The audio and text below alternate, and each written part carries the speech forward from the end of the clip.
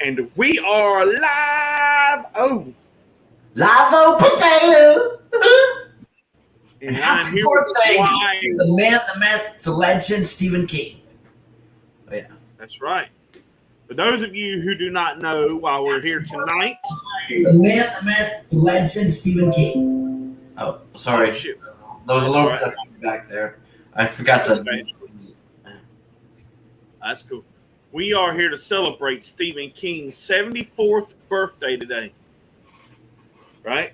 So we're going to talk about some Stephen King stuff. I'm going to talk about my new podcast, or my episode of my new podcast, or not my new podcast, my Wild Bill podcast, and some other things that I got coming up that I think y'all might find interesting if you didn't watch the premiere tonight.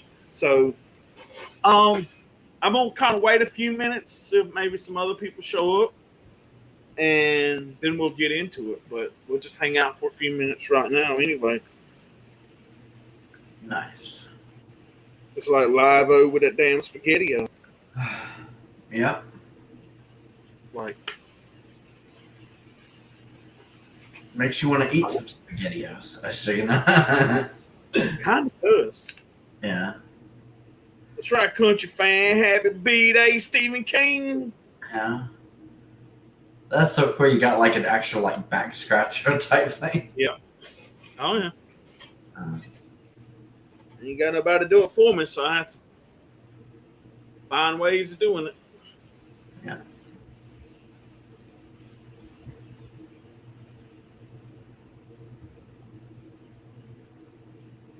Yeah. Oh what? I see, yeah. Yeah. Hmm.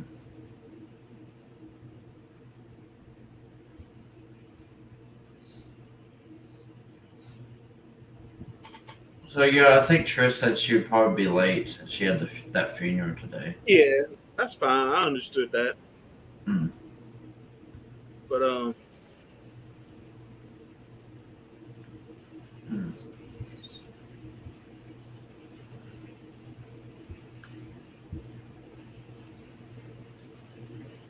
birthday, Stephen King. Yeah.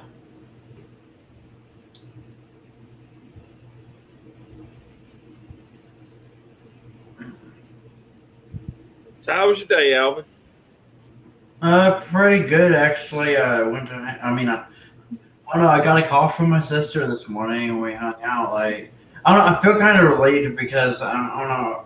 Like, I'm pretty sure I shared my story with you guys like a couple months ago when I had a fight with my sister, and we were kind of like on no talking terms, and I guess we kind of rehashed things today. Not to mention, we recently had a death in the family, so we're kind of dealing with that, and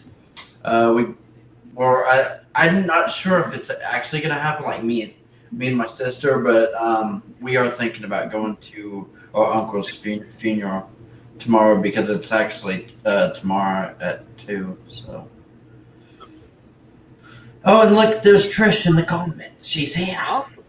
Trish, I know you're here in the comments, and I know you probably just got home.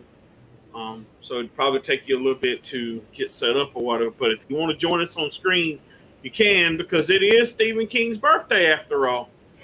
Oh yeah.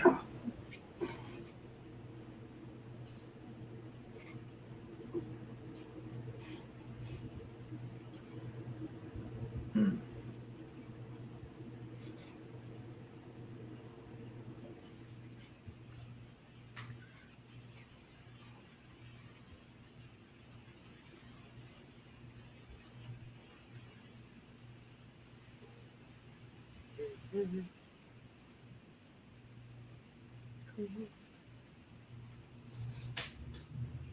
Yeah, and we know how much Trish loves Stephen King. I know, right? Justin the Cowboy, what's up, Justin? Yeah, Justin the Cowboy Man. Actually, that sounds like that could be the name, like a title of a song. Justin the Cowboy Band or something, or even a TV show, actually. Justin the Cowboy Band? Oh, man. Yeah, I don't know. It sounds like I don't know. I don't know. Just the way I said that, it was like maybe it was something. I don't know. I'm Oh, frustrated. I'm sorry. yeah. Well, that sucks. So far, I've been reading Book the Body. Nice. I have that too. I noticed. We're gonna get into some of that stuff here in just a minute. Yeah, since it is Stephen King's birthday, I mean, we could Yeah. also mention our favorite Stephen King stories. Like, what would we consider our top? Yeah. Like, our top three or something. Frustrated because my Roku quit working and now I can't watch anything. But I'm damn, sorry. damn the devil.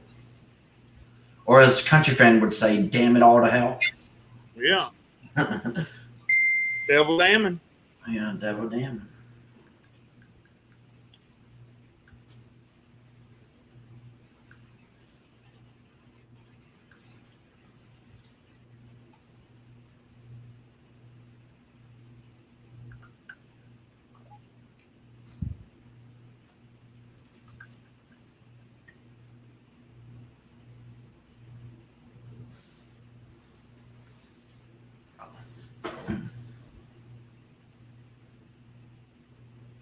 It's like, wow, Bill's in the light, and I'm kind of like in the dark. No, Maybe, I'm just. I got a message really quick, so. maybe I'm a dark thing tonight.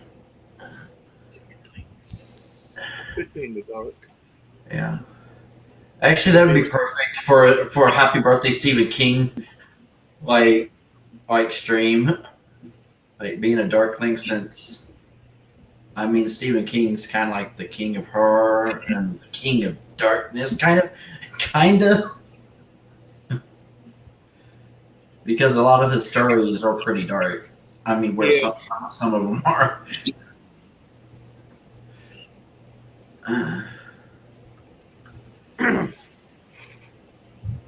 That sucks. Yeah, I know, right? Mm.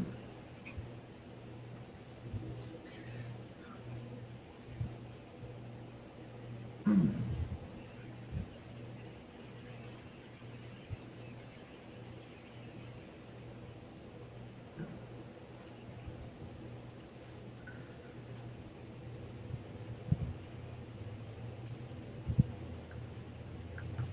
It was actually nice here today too. Finally, after all those hot days, like hot summer days we still had. Yeah. I'll be honest with you, I was actually kind of jealous of Trish where she lives because like she was making it sound like it's actually like she was getting good weather or pretty decent weather, and then there's me in Oklahoma and it's hot as hell, hot, humid as hell, like still in September. But luckily, the high today was actually like in the late 70s. Like it didn't even get up to 80, which was like finally a day. It's actually like settling in the 70s. Oh, like it was actually kind of chilly this morning. It was like 59 degrees or 60.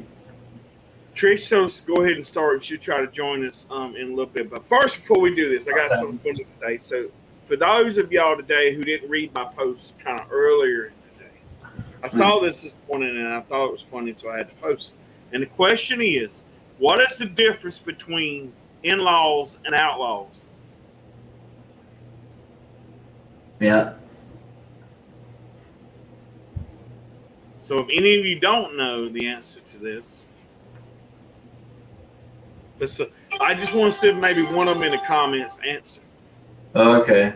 Quick. Well, I kind of know the answer, but only because you kind of said it. Yeah. But see, I want to see how much people have been paying attention. Yeah.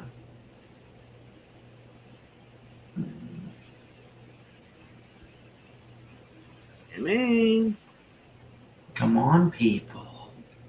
Do you know the answer? question again is, what is the difference between in-laws and outlaws?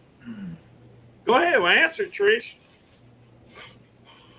Yeah, come on, school the young boys or young guys, I should say. like take us to church, I guess. I don't know.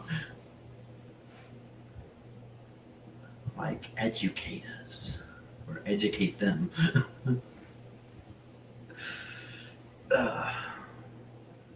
Try to take them to school, Trish.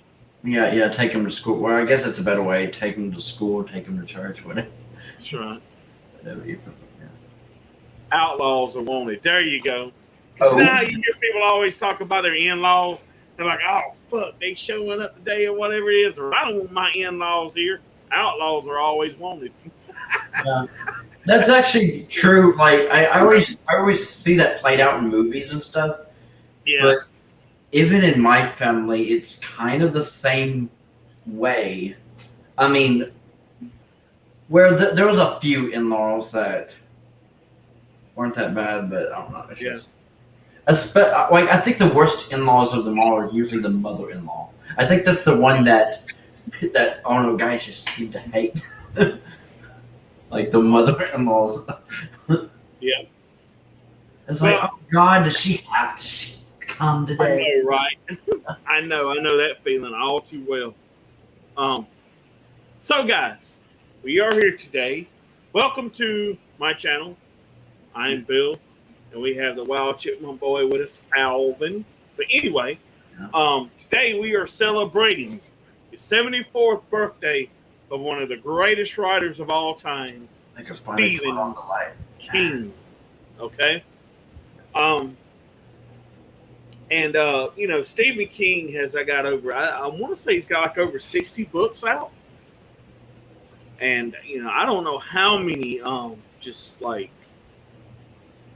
man's a New York Times best-selling author. I mean, he's just about every book he puts out is, it sells like crazy. And, he's got a new book out called Billy Summers. I haven't read any of it yet. I want to, but just ain't got around to it yet.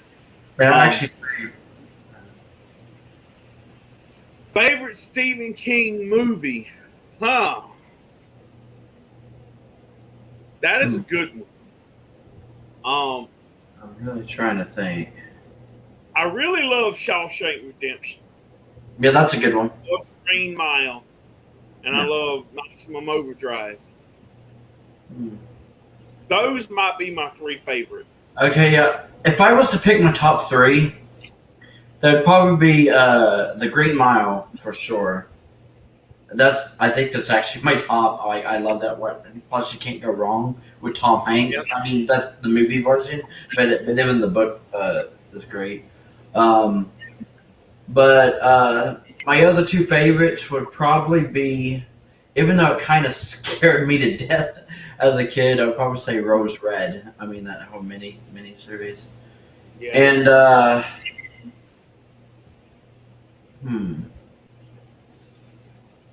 I don't know. I'm kind of torn between, like, I don't know. The Shining was actually another one from my childhood, but I also kind of loved Pet Sematary, as bad as it sounds, when that's like his darkest book movie, well, one of them, and people seem to not like that one. But I think it's mostly the movie adaptations they think kind of didn't really do the story justice. But yeah, those are probably my favorite. Although I do want to do an honorable mention to The Langoliers. That movie was kind of interesting. Like, I remember, like, I haven't read that book or anything or that story, but I watched the movie when it used to come on like the Sci-Fi Channel. Nice. Hold on, let's see if I can find it. I'll be right back. Okay.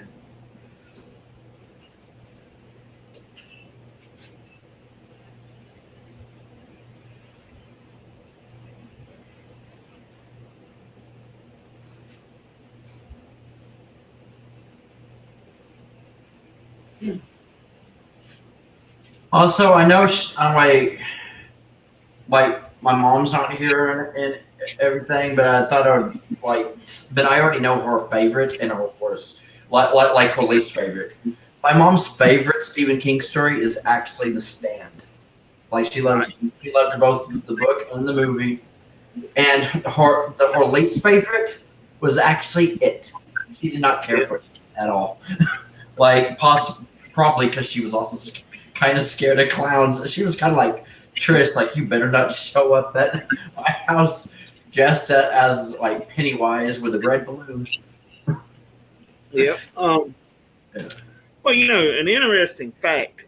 Stephen King wrote a book or a short story book one time called Night Shift, and actually, out of that book come some of his biggest movies.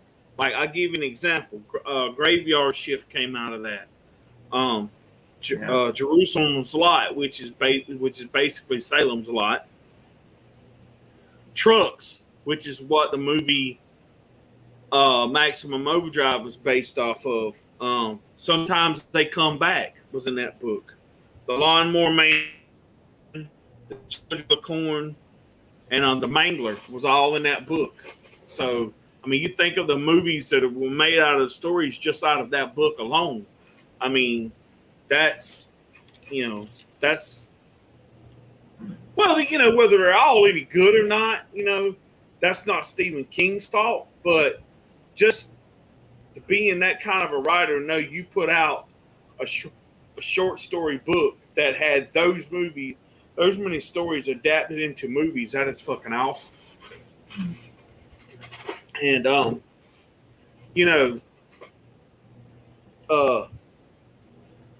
Stephen King, man, he just I would have to say he's probably, I know, in my opinion, he's the second best writer of all time. I mean, No. of course, you know who my favorite is, and that's Poe. But and of course, you could tell the influence that Poe had on King just by reading a lot of his stuff. But the thing I love, the thing I think is really cool, is that he's got a book out called Later, and it's actually a book in almost like a 3-part series. One was called oh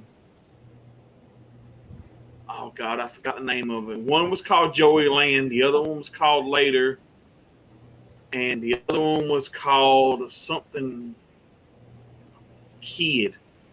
Hold on, I'll tell you here in just a minute. I think.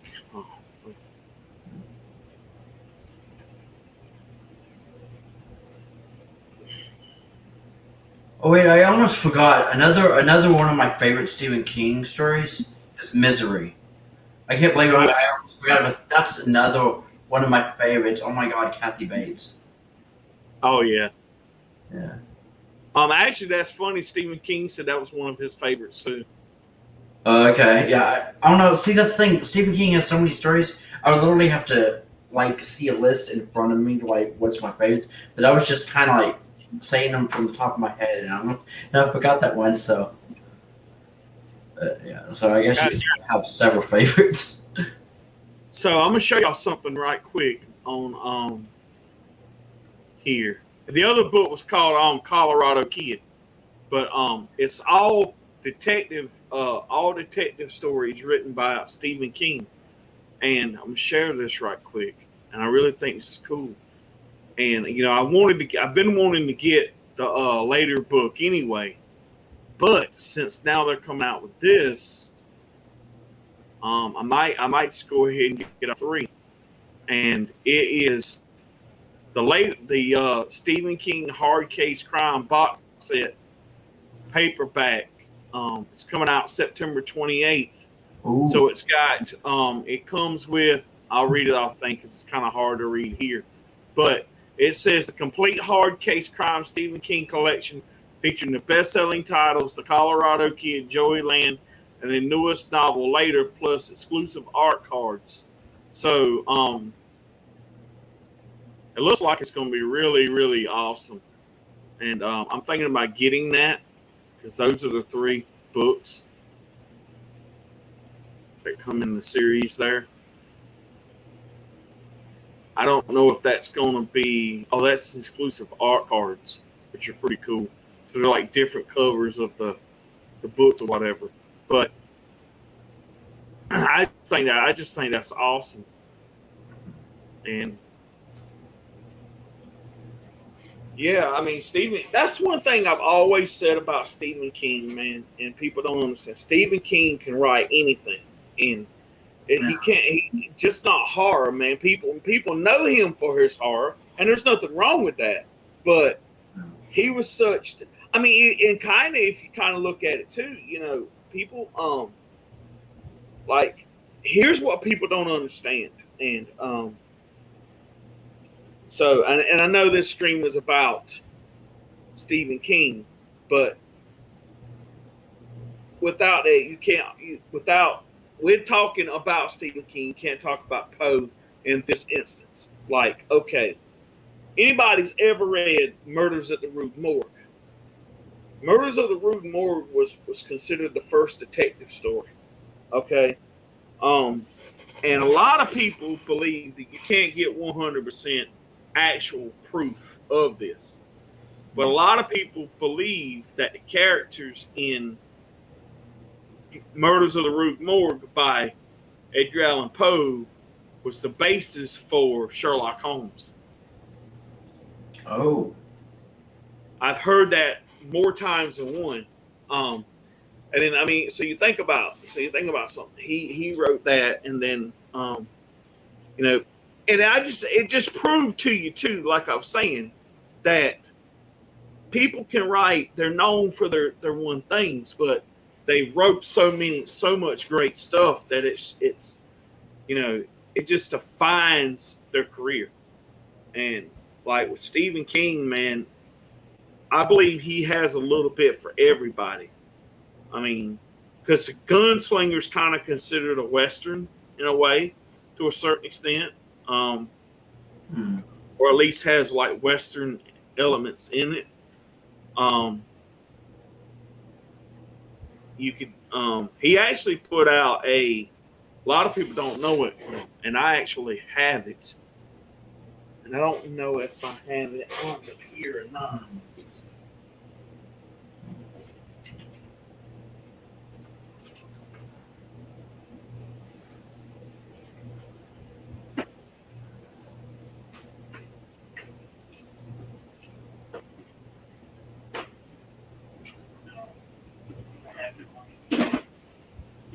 He did this series. It's like a graphic novel, him and another guy. And it was called like American Vampire or something. And it was it was kind of based in the old West or whatever it is. So that was pretty cool. I think there were parts of it that was set in like the old West, and it was like a series. And I think maybe another book might have been done in a different time and stuff like that. But I've got it here somewhere put up. But it was pretty cool.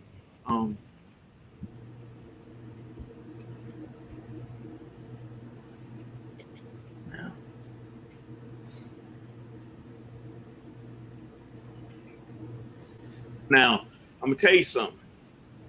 You think I'm a Stephen King nut? I'm a hold for a second. Who else is a Stephen King nut?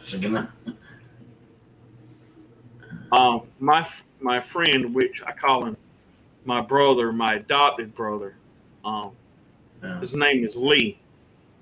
We went to high school and stuff together. He actually lived with us for a little while, and he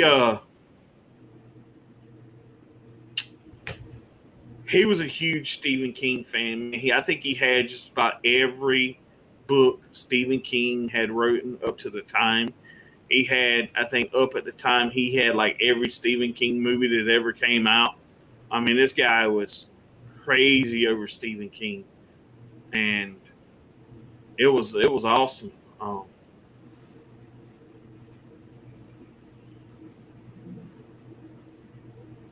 So yeah, I always thought I was a huge Stephen King fan. Yeah. He was more of a fan than I was.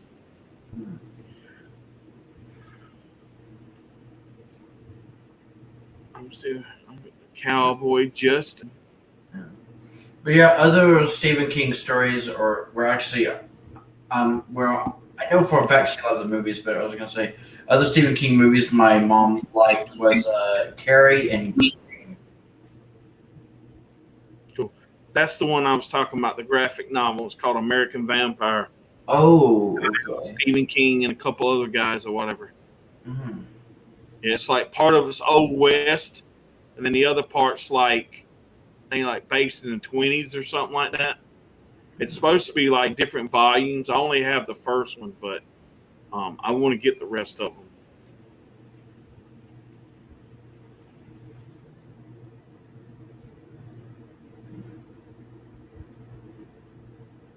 But damn the devil, I just went full screen. What the hell happened?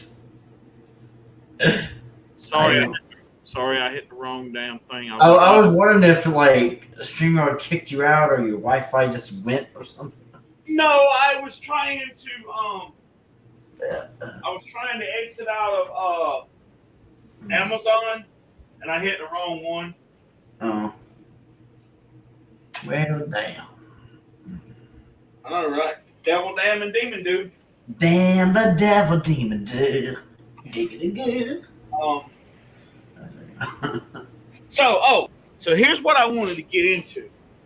Now, Yeah. Stephen King, you were talking about earlier about like how a lot of Stephen King stuff is made up, and it was funny. I was watching an interview earlier, Yeah. Stephen King, and he was talking about how he never would have thought a million years that when he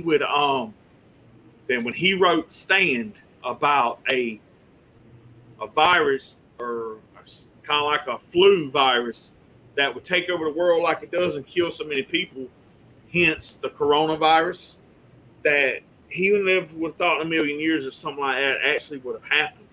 And then we were talking about how earlier before the stream started about how like, you know, all this stuff is made up, but is there ever any basis to some real events in his novels? Actually, there is one. Actually, I think there's two. One of them is the Dark Half, and I think I've told the story before, but I'll tell it again. So there's a part. All right, the movie Dark Half is about this guy who was a writer named John Stark or something like that. And anyway, but that was his real name Stark, and he was writing under another name or something. Anyway, so his career kind of had went down. He was like teaching at a university or something. And anyway, so basically what happens is this guy finds out who he is. And he tries to expose him to get money out of him. Found out that he was really such and such, and he was writing under a certain name. So the guy tried to blackmail him and all that, and then what he done was actually killed off that character or that name. But the funny thing about it is now, here's where the movie and his real life part, kind of deviates. Well, some of that other stuff deviates too, but I'll get to it in a second. So in the movie, this boy was supposed to have had a twin, and something happened and they never had the twin. Well, the boy always had like these seizures or whatever it was. And come to find out, when they went into his brain to find out what was going on, they found like teeth and an eyeball and stuff like that. What had happened was his body, I guess, kind of like absorbed the other fetus or whatever. And so when they removed that, he stopped having all those problems. So when he decided to, but I guess there was a part of him that always, maybe I think like kind of kept those items or something. So when he killed that other dude, killed him off, the writer, the assumed name, he actually buried the stuff in like a tomb or like a grave and had a marker and everything. Well, in the book, that part of him comes back to life as a real person. and starts killing these people, and they think it's him or whatever. But to deviate from that, okay, the actual part that happened in the book that's based on truth is when Stephen King had wrote like Carrie, The Shining, or not The Shining, Carrie, Thinner, and I think he had like 3 or 4 books that already written at like one time. So back in them days, they believed that a writer couldn't put out more than 1 book a year, maybe 2 at the max. Okay, for them to be able to be successful and do something. So his I guess like publicist or manager or whatever says, why don't you publish these books under an assumed name? So that's what he done. He come up with the name Richard Bachman. So a few years later, after he had been successful, like writing, I think he probably had like 3 or 4 books up under his Bachman name. He was at a convention one time, and he was, signing books and stuff like that. And a guy brought him a Richard Bachman book. He says, "Look, I don't want anything. I don't want no money, anything like that." He said, "I just got to know." He says, your writing is so similar to Richard Bachman. He said, "I got to know, are you him?" And he goes, "Yeah, I'm Richard Bachman." And that was when he come out later publicly about him being Richard Bachman or whatever it was. So he kind of incorporated that into that story, the dark half, which is pretty cool. But so he never wrote on, as far as I know, he never wrote under an assumed name since then. And now he was talking about how, like, there's authors there to put out 3 or 4 books a year. And so that's how some of that came to true. And then there's one part I was reading it, and I want to think the book is called it's one of his Mr. Mercedes, I think. I know that's the name of the series. I'm not sure if that's the name of the first book. It may be, but there were like 3 books in that series. But anyway, it's kind of based on true events, because at the beginning of the book, and because I read like a good portion of the book, and at the very beginning of the book, all these people are like waiting outside of this like job fair thing to go in and get jobs, and you got these few characters that kind of interacting with anyone. Then all of a sudden, a guy comes plowing through the crowd with a car, killing a bunch of people and shit. That was actually something that happened that Stephen King like saw in, like, I don't know what it was, how he found out about it or whatever, right. But he incorporated that in that book. So that was one of the things I kind of thought interesting. And actually, a lot of people don't know this, but Stephen King years ago got hit by a car and was in the hospital for a while. And they kind of incorporated that into a little bit of the TV series Kingdom Hospital. And a lot of people say that they believe that after he had that accident, that Stephen King, they said his writing kind of changed a little bit. They think maybe that it may have, kind of messed him up a little bit. But actually, I can't tell a difference. I think he writes the same as he always has. But that's just some kind of interesting tidbits or whatever that I think people would find interesting or whatever. Okay, yeah, Mr. Mercedes is the first book in that series. But I just find a lot of that stuff like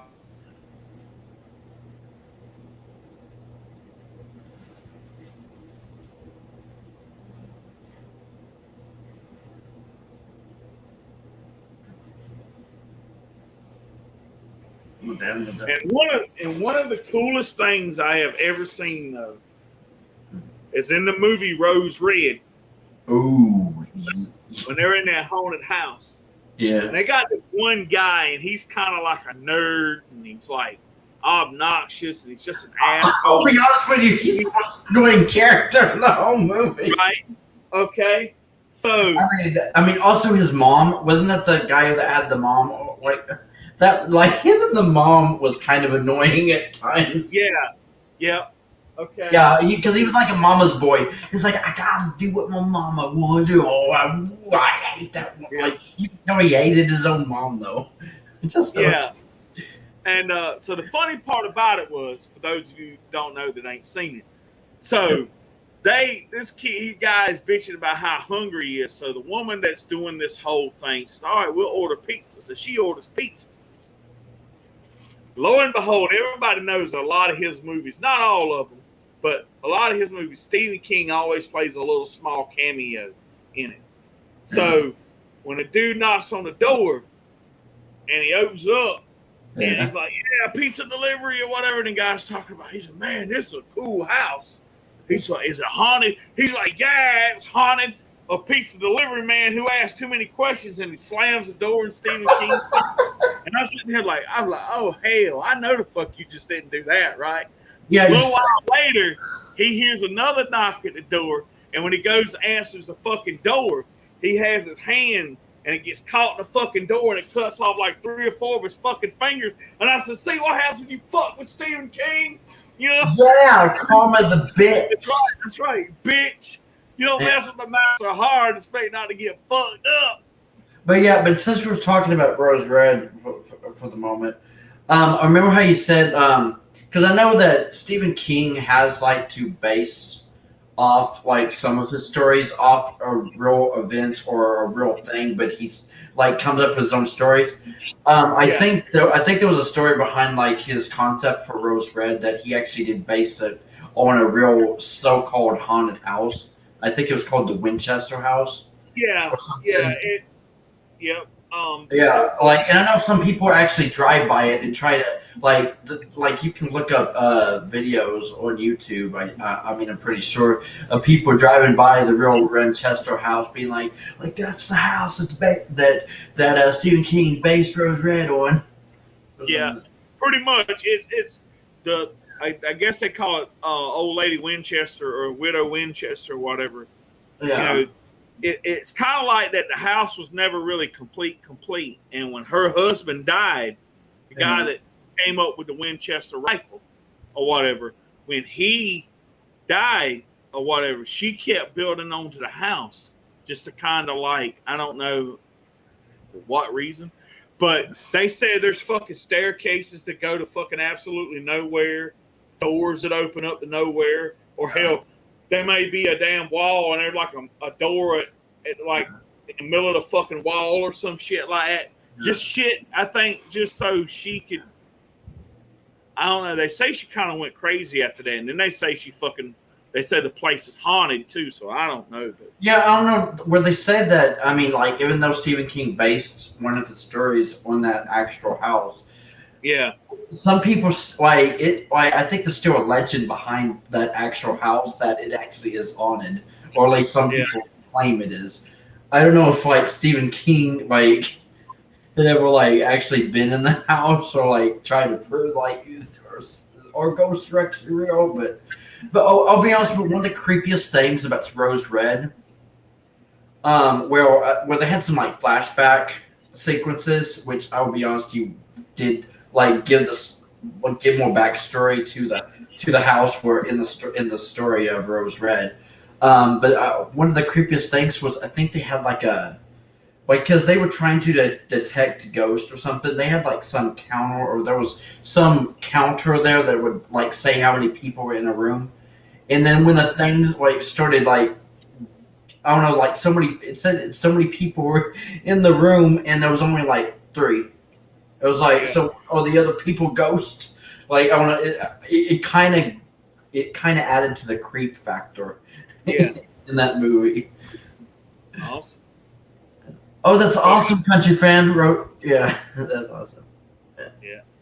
But like I said, man, I love that because I'm sitting there and I'm thinking about like, sitting there thinking about like, yeah, okay, Yeah. that's what you get, fucker, for fucking with Stephen King. You know, you get your damn fingers chopped off. See, if I was ever in a movie and Stephen King was in it, I'd be like, look, man, I am not saying anything bad to you either way in the movie or not, because I don't want to get in the movie. I don't want my character to get his fucking fingers chopped off or whatever it is. Yeah. You know. So even in real life, like if Stephen King was to knock on your door or something, you wouldn't slam the door in his face. Hell no. Hell no. Knowing my luck, man, I'd slam the door in his fucking face and some weird shit would fucking happen. Yeah. Like, oh, hell. You know what I'm saying? Oh, I'm sorry, Stephen King. Forgive me. Yeah. I've heard that she did confuse the spirits of the people that were killed by Winchester rifles.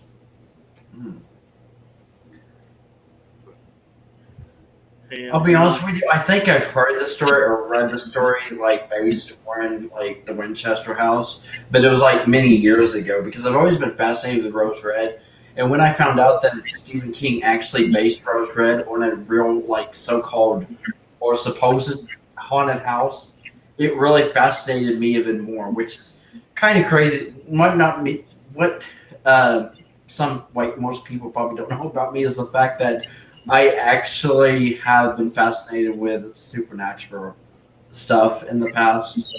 I've actually checked out books from the library before about ghosts and spirits, and even my sisters were kind of fascinated with that stuff too. So, Well, oh, go ahead.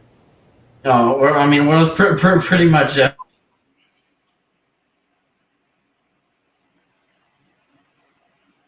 Done, but I don't know. I guess me and my sisters were kind of my whole family. I don't know. We always feel like there's something else more to Earth, I guess, or like, like sometimes we feel like maybe spirits are real because like people talk about them all the time. People claim they've heard voices or noises and like or actually even seen like shadows or something things move that wouldn't like move naturally or something, and it just kind of fascinates you when you hear these stories like are these people just making shit up and then trying to spread their lies, or these people or have these people actually been visited by actual spirits, like did they actually see something or feel something. Nice. But what the hell was I going to say? Shit. Oh, okay. I know what I was going to say.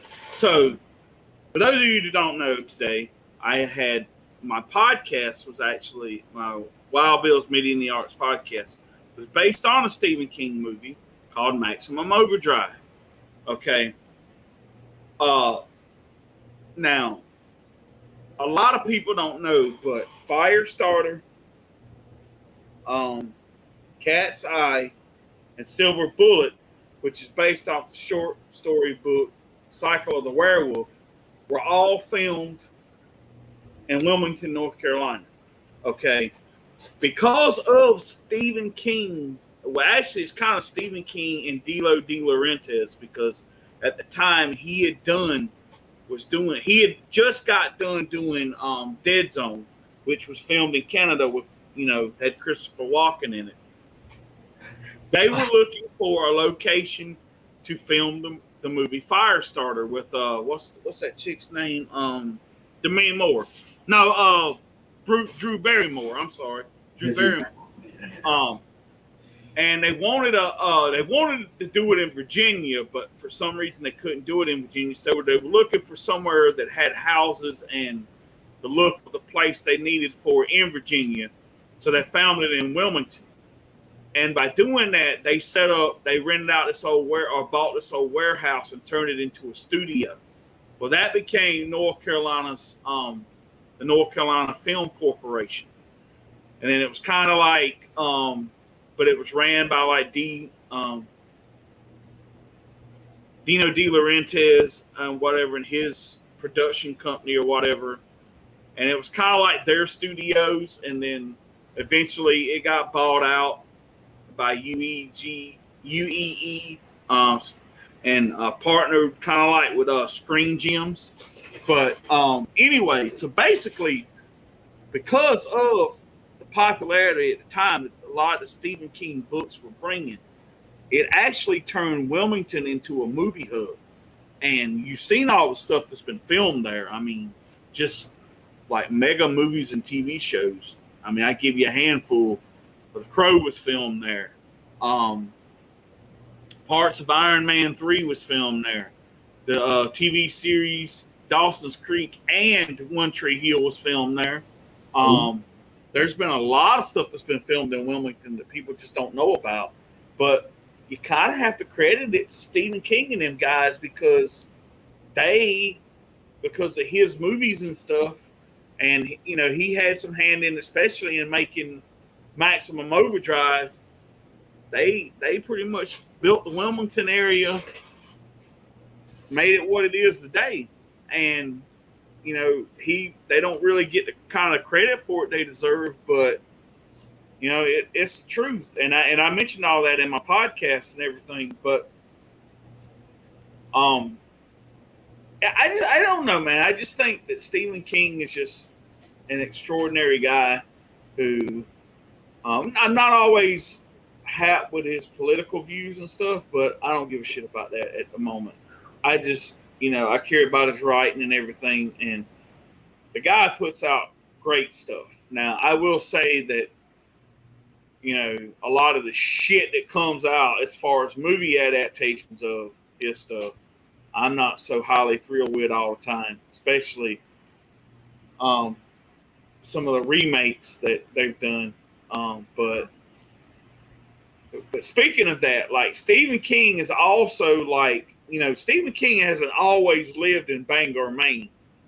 He's lived in like places like Colorado and stuff like that. And because he lived in Colorado and they had that actual hotel that The Shining is filmed in is an actual hotel. And it's actually there in Colorado. And I can't remember. I think Stephen King said he had been in a hotel. I'm not sure if he said he stayed there at one time. But so that's basic. That's a real place or whatever. So I mean, that's just like what was it, Derry? It's basically Bangor, Maine, really. And some of the other he's used a few other towns around that area too for a lot of his movies, like Castle Rock, stuff like that. But yeah, I mean, it's I can't help to say that he'll probably go down as probably one of the greatest writers of all time. And so, well, I think a lot of people already consider him one of the best writers. Like, I mean, if you were like be in a room with like 100 people, I would say, and just ask each one, like, who do you think is the greatest writer of all time? I bet at least some of them will say Stephen King. Like, I mean, even though your favorite is Edgar Allan Poe, some people will probably say Stephen King because they read more Stephen King than Edgar Allan Poe. But I know if you were in that room, you'd say Edgar Allan Poe is your number one. But still, I just.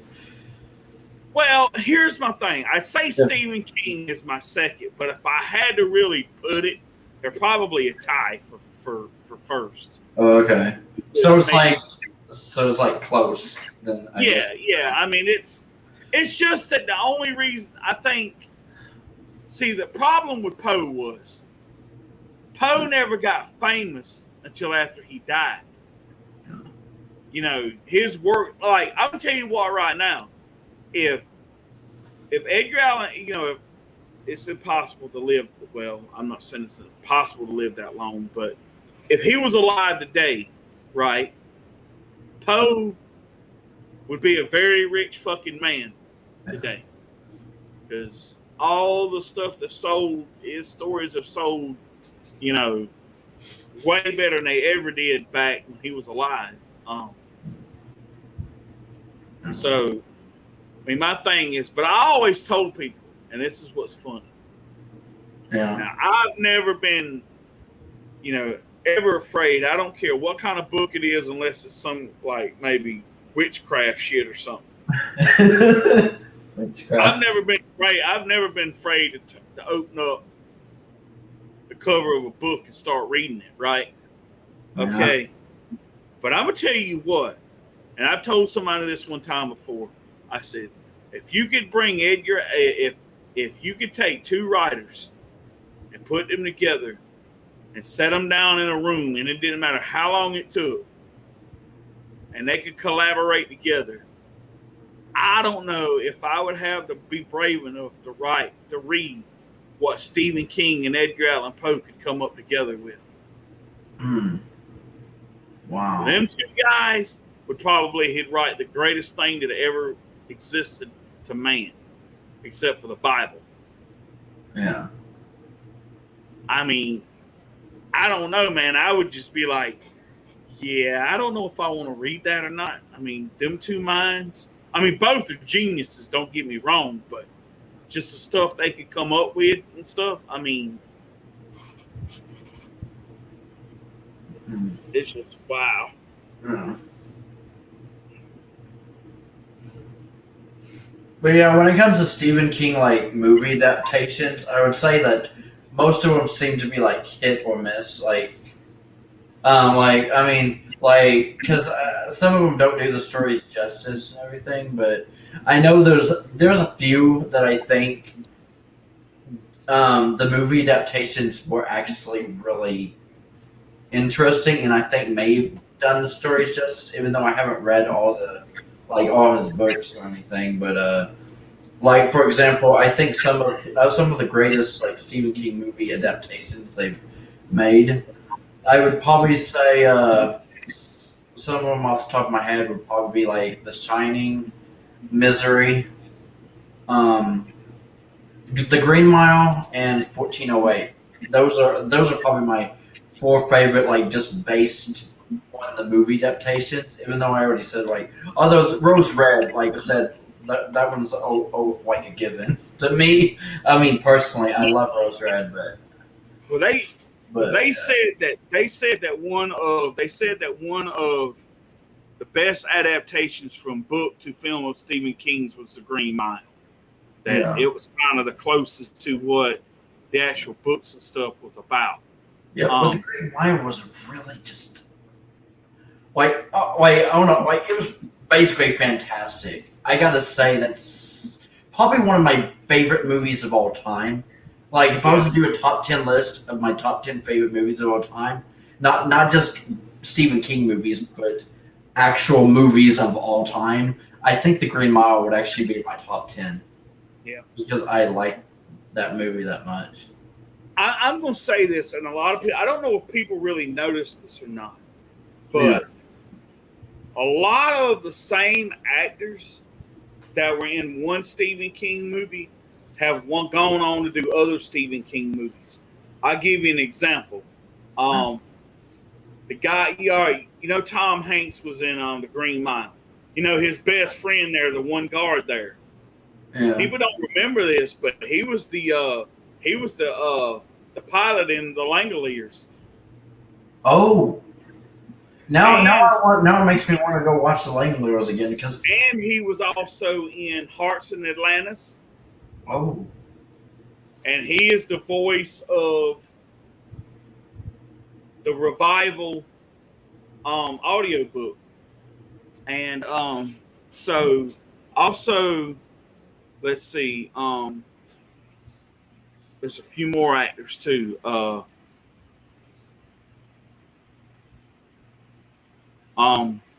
Damn it, I'm trying to think. Okay. The guy that played, all right, you remember in The Green Mile? You remember the guy that had the two daughters that got killed? Oh, yeah. He was in Shawshank Redemption as the one guard there. You know why I post that video where I'm talking about dumbass? And he goes, The Count of Monte Cristo by Alexander Dumbass. Dumbass. That guy there? He was in the Green Mile, and he was in Shawshank Redemption, and I want to say he was in another Stephen King movie.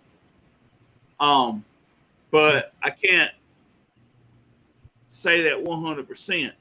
And I know there's some other actors, and I can't think of who they are now. But I know now there's only been a few actors that have ever went on and have done like one Stephen King movie, and that was it. And as far as I know, that's Christopher Walken, Johnny Depp, Tom Hanks. I think that's it. Now the one guy, the one guy that was in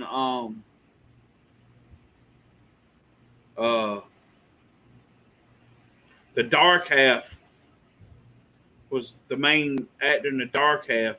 He played a small role in Secret Window with Johnny Depp. And I'm trying to think.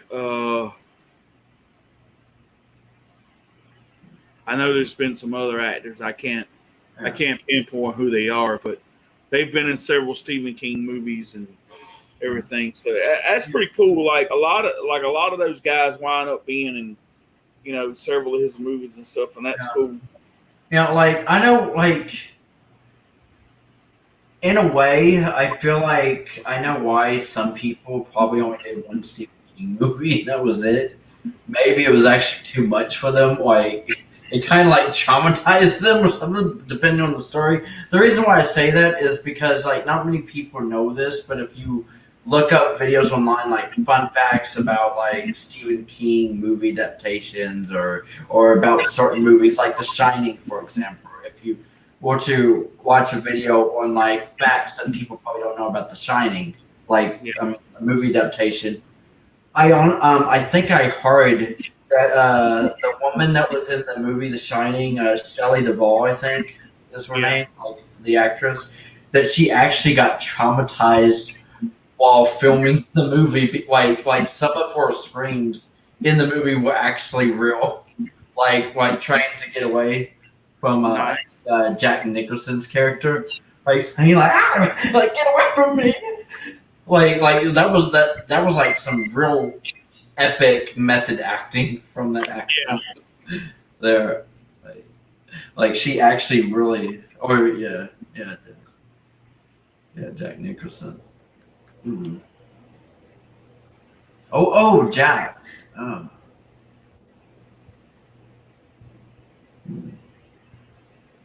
Oh yeah, did Stand By Me come close? Follow Book the Body.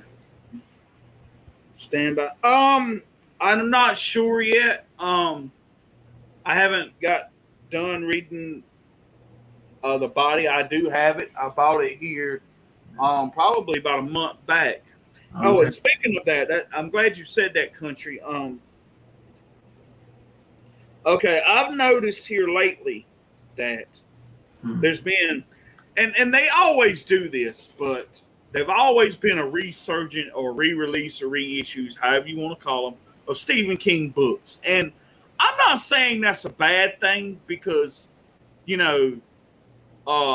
a lot of these books are finding their way among the younger crowd and stuff nowadays. And that's not a bad thing. It's actually a good thing. But what I was saying was, like, I've noticed that, like, a lot of his novellas, like stuff like Shawshank Redemption, The Langoliers, like The Body, and a few other books and stuff like that, these were kind of all compacted in different short story books over the years.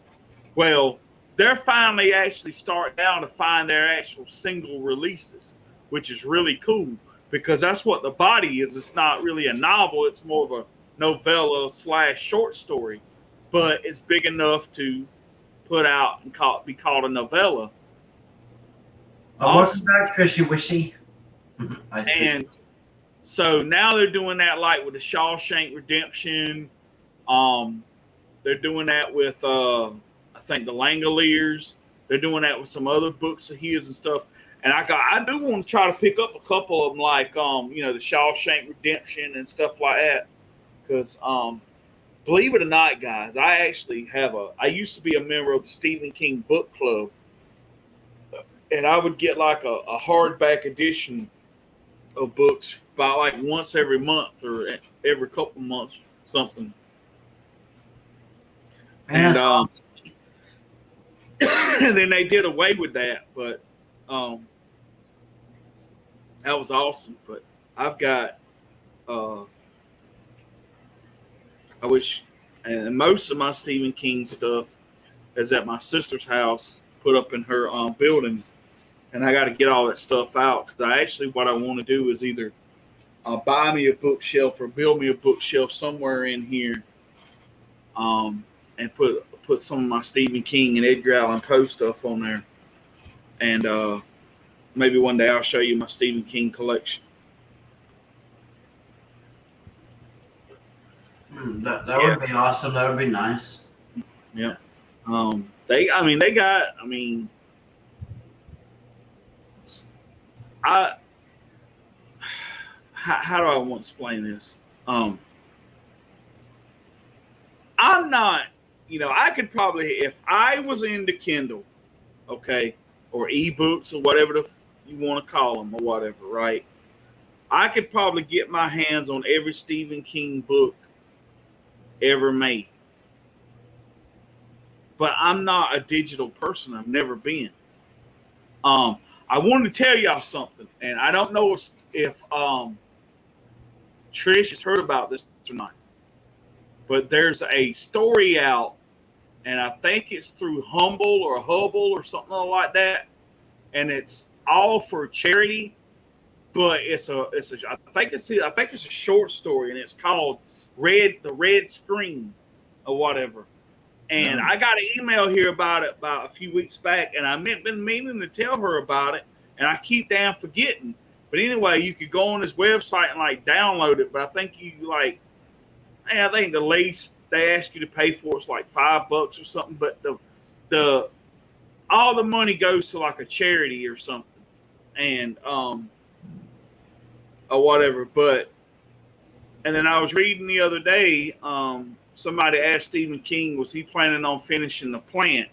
And he says, you never know. So that might be something one day that we might actually get to see a whole finished version of.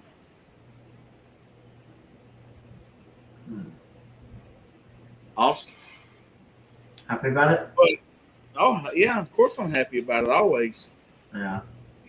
But I kind of wanted, I don't know,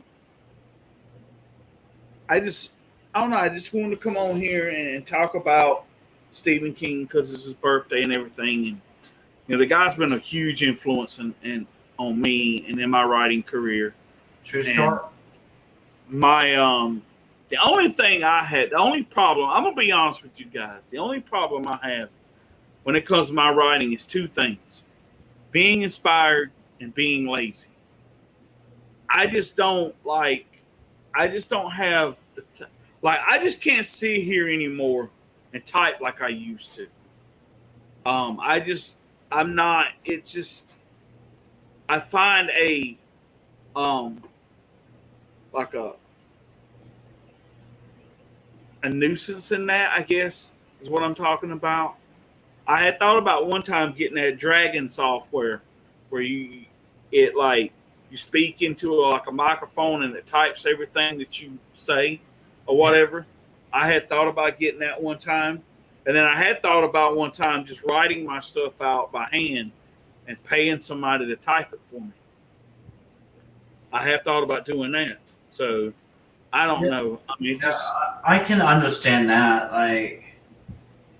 because even I used to kind of write myself, and maybe I really should get back into it, and but yeah, I can kind of understand. I feel like it'd be easy on you, especially since you work and everything. To be able to have someone type it for you. Yeah.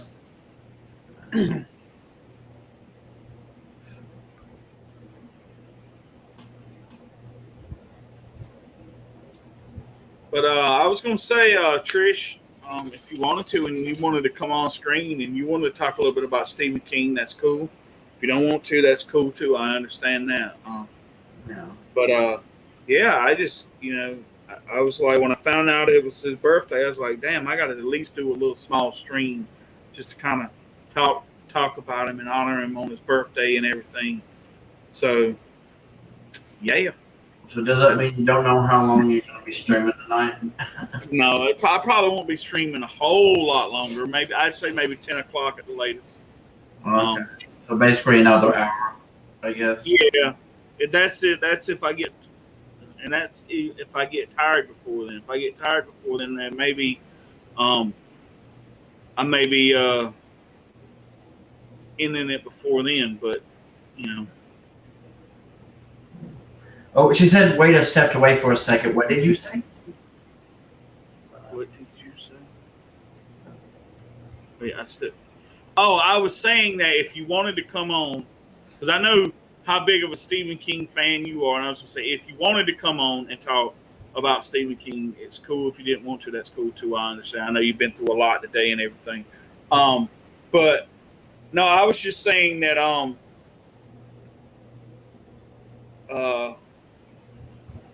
I don't know how long I was going to scream, but I just wanted to come on here and talk about Stephen King and it being his 74th birthday and everything. But I did want to change the subject just for a minute. So, for those of you that didn't watch my episode of my podcast today, I did kind of like a channel update and kind of told people where I'm going from here. And I mentioned this the other day, but cool, awesome. There's a link in the Tripster chat there, Trish. Yeah. If not, then let me see. I might can actually just. If I still got it, yeah. Here you go. What, send it in the thing? I can send it right there. But anyway, so the whole thing is that I want to do it's going to be called an October Halloween horror series on some movies that I want to cover in my podcast. Yeah. And what I want to do is I want to film the videos and premiere one a week for the month of October. And I'm going to cover probably I can tell you one of the movies right now that I'm going to do, and that's Rob Zombie's Halloween. Because I think some people need to hear about that movie and have my take on it and everything, because that movie sort of kind of gets some hate sometimes, and I don't understand why, because I think it's a phenomenally done movie. I mean, people can say what they want to, but Rob Zombie's got one of the best brains. I had heard this, and I don't know how much truth there is to this. Yeah. But I had heard at one time that they were going to do a Nightmare on Elm Street remake with Rob England that was going to be written by Rob Zombie. Yeah.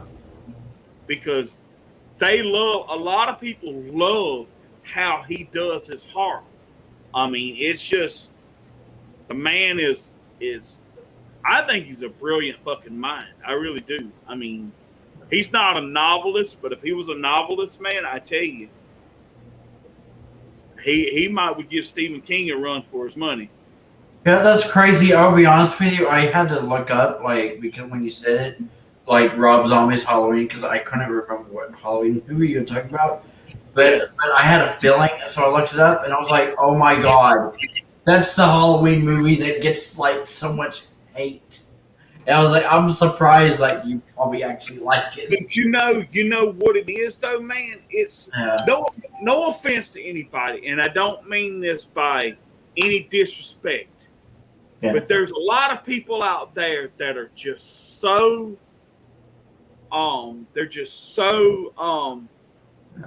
close to and so guarded over the Halloween movies by John Carpenter that if you have anything else or some of the original other Halloween movies, that they can't except an adaptation that's a little bit different than what the original movie is. Yeah. And I'm gonna tell y'all what. They say now. I'm gonna tell you. I think this is one of the most bloodiest, one of the most gorgeous, and I'm talking about a fucking stab fest. Yeah. If you want to watch, hey, you want to see a slasher Michael Myers movie? Yeah, watch Rob Zombie's Halloween. Okay, yeah. Like, oh my god! Wow, but like, I'll be honest with you, because I watched that movie with my mom when it first came out. Like, we rented it on DVD, and I remember watching it with my mom, and even my mom was nitpicking little things from the movie because it was so different from the original Halloween, and she thought it was like going to be an actual kind of like a remake. Like, one of the nitpicks she had was she felt that the kid playing Michael Myers in the movie was a little bit too old or something. Yeah. Like, as a kid, that was her first nitpick, I remember. Like, that the kid in the movie is too old to be Michael Myers as a kid or something. I don't know. Yeah. Well, I don't like enjoyed it for what it was, but I mean, the funny thing is, I don't want to get into a whole lot of that tonight because that's but I thought I'd mention it while Bill. No, that's cool. Like if you remember it, you can like say your or have your take on that when you do. Yeah. About it. Like, well, I'm a huge Rob Zombie movie fan anyway, but I'm gonna tell you straight up right now. Oh, a lot of people don't know this. You know, he's redoing the Monsters. Wait, really? The TV show, The Monsters. I actually know that show because my dad watched it. Yep. But I didn't even know if they were ever going to bring back that show or anything like that, or do a remake or. He's going to try to keep it to as much to the original as he can, but he's also going to put his little spin on it too. But I think that'll be pretty cool too. Yeah. So, you know. But yeah, welcome, Wild Woman. Yeah, welcome, Trish. Yeah. Thank you. Sorry it took me so long to get on screen. That's all right. Why does nobody want to talk to me until I go? What? Wait for Rob the Monster movie to come out. There you go. That's going to be really good. I'll be honest with you, I'm actually excited about that because I remember watching the original show, like reruns. I think because I think they used to play reruns on like Nick at Night back in the day, and so yeah, I'm curious about that. And just one other thing about Rob Zombie that people don't know: if anybody thinks that Rob Zombie can't do anything but horror, I disagree with that because he actually directed an episode of CSI Miami. Now that's cool. Nice. I'll be honest, I didn't even know that, but I know my mom used to. Watch that show. The CSI series.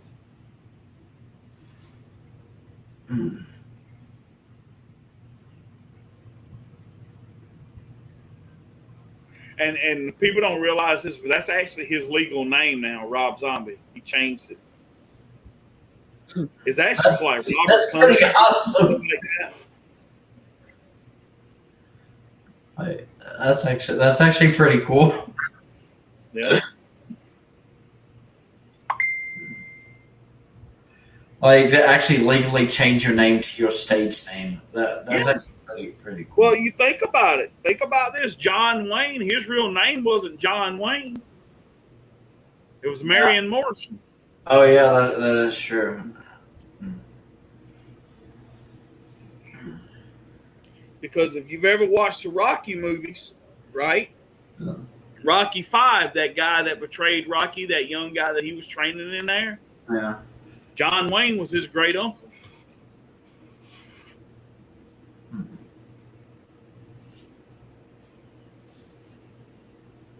Yeah. Tommy Morrison, that was his name. Yep. Okay. Tommy the Machine Gun Morrison.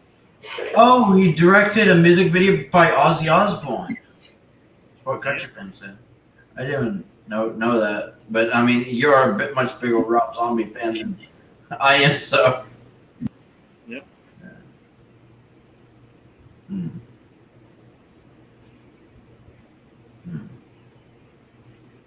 But yeah, I can't wait for your horror series next month. Then, Wild Bill, that sounds interesting. Awesome. Yeah. There's another guy. Oh, Justin the Great American. That's right. Hey, y'all. Hey, Howdy. hey. Howdy. Hey.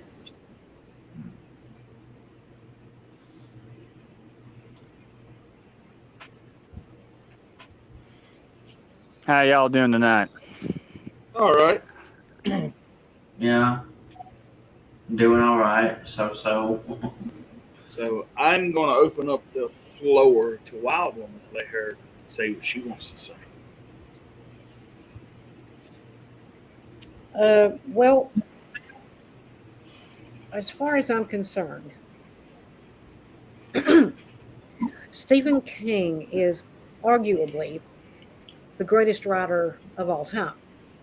Now, I say arguably because, and there is merit for this, some people would say, and my son would be one of them, that Edgar Allan Poe is the greatest writer of all time, and Stephen King comes second. Well, for me, that's flipped. For me, Stephen King is the greatest, and Edgar Allan Poe comes second. But it's a very close second. And I know that Wild Bill will agree with my son on that. Yeah. But, you know, I mean, and I'm the not man saying never you're ceases wrong. to amaze you know. me. Yeah. Like, I'll be honest with you, my opinion's the same, Trish, because I love Edgar Allan Poe's work too, because I actually read some of his books back in school, believe it or not. But yeah, I for me grew up a Stephen King fan, so I guess I have to say Stephen King is my number one.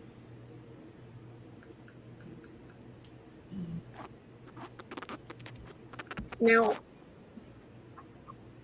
I do know that Stephen King has written, well, 5 nonfiction books, but aside from that, he's written 63 novels and 11 collections. And I mean, I don't think it gets any better than Stephen King when it comes to horror. Now, I'm not saying he's perfect, far from it, actually. He can do a horror story like nobody's business and come up with some of the greatest monsters or unexplainable things that you'll ever come across. He just kind of sucks when it comes to an ending, be it in a book or in a movie. But he is absolutely the best at filler I've ever come across. Drives me up the wall. But damn, if he don't connect stories like nobody's business. And I don't just mean you're reading the one part and then you go to the next chapter and it's something totally different. And you're like, what the hell was that? But by the time you get to the end, it all comes together and it all makes sense. Not only does he do that masterfully, he connects his books the same way. You have got characters in one book that will show up in another book that you would never expect to see there. And they're all from Derry, Maine. Don't ever go there. Just saying. Don't ever go there. Oh my God, he is a mastermind when it comes to coming up with stuff like that. I've never seen anybody that can do it the way the man does it. Now, I prefer the books over the movies because a lot of times they end up screwing up the movies as opposed to what is in the book. Dr. Sleep and 11/22/63 being prime examples of that. But oh God, top 5 favorite Stephen King, I would have to say Shawshank Redemption. Oh God, what my mind went like? Hang on. The Green Mile, Christine, Buick 8, and 11/22/63. If I had to pick one more, it would probably be Dr. Sleep. But I'm talking books, not movies and or TV series. The books themselves. Yeah. Okay? Because if you want a prime example of Stephen King finally freaking nailing an ending, I mean, absolutely nailing it, Dr. Sleep is a prime example that Stephen King can every now and then nail an ending. He could not have made it any more perfect if he was trying to make it more perfect. He couldn't have. It was absolutely brilliant. But that's only in the book. In the movie, it sucked ass. Personal opinion. No wonder you actually hated it as much as you did. 11/22/63, on the other hand, I would like to send out my thank you to his son, who will never see this, but still, oh dear God, thank you. When Stephen King first wrote 11/22/63, he had a completely different ending. And when he gave the book to his son to read, his son said, "Dad, I think you need a different ending. They need to meet one more time." And I'll be damned if he didn't go back and rewrite the ending and make it absolutely perfect. And I know because I've seen the other ending and it sucked, okay? Because he put it up. I didn't hack or anything. He put it up somewhere online for his fans to read so that they could see the original ending and what he came up with after his son read it. And what he came up with after was 1,000% better than what his original ending was. Oh my God! Now I'm actually curious. Yeah, look it up. Original ending to 11/22/63. It sucked, but it won't make sense unless you've actually read the book or listened to the book. So when you read it, was you like, "What the hell was he thinking?" Yeah. Like, To me, Stephen is one of the greatest writers that I've ever come across. He inspires me anytime I read something that he wrote, and I can go back and reread or re-listen to his books over and over and over. I can't tell you the number of times I've listened to 11/22/63. I've listened to The Shining and It and Shawshank Redemption and multiple books of his I've listened to over and over. The Dragon Eyes, I've heard that one over and over. Oh God, the one with the birds. And it's not called The Birds, it's called something else. That one I've listened to multiple times because every freaking time I listen to it, oh my God, it freaks the shit out of me.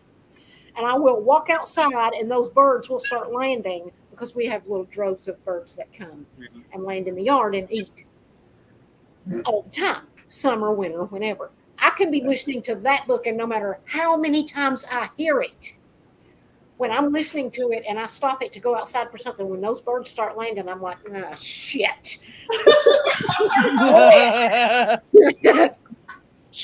I mean, it could, right now, if I saw like 2 or 3 droves of them come and land in the yard, it would freak me out, and I've not listened to the book in probably 2 years. Yeah. The man knows how to get under your skin. And he's right. It's the suspense. It's not the gore. It's not the blood. It's the suspense is how you keep people there. It's how you scare the shit out of people because they don't know what's coming. Yeah. And he is a master at doing that. Okay? And it's that unexpected scare that you never see coming. That's also brilliant because you, even if you're just reading the book, it is so visual. I have literally thrown a book across the room. oh, Yeah, because you get one of those moments where something is over there in the book. You're reading the story, and it's over there across the room from whoever.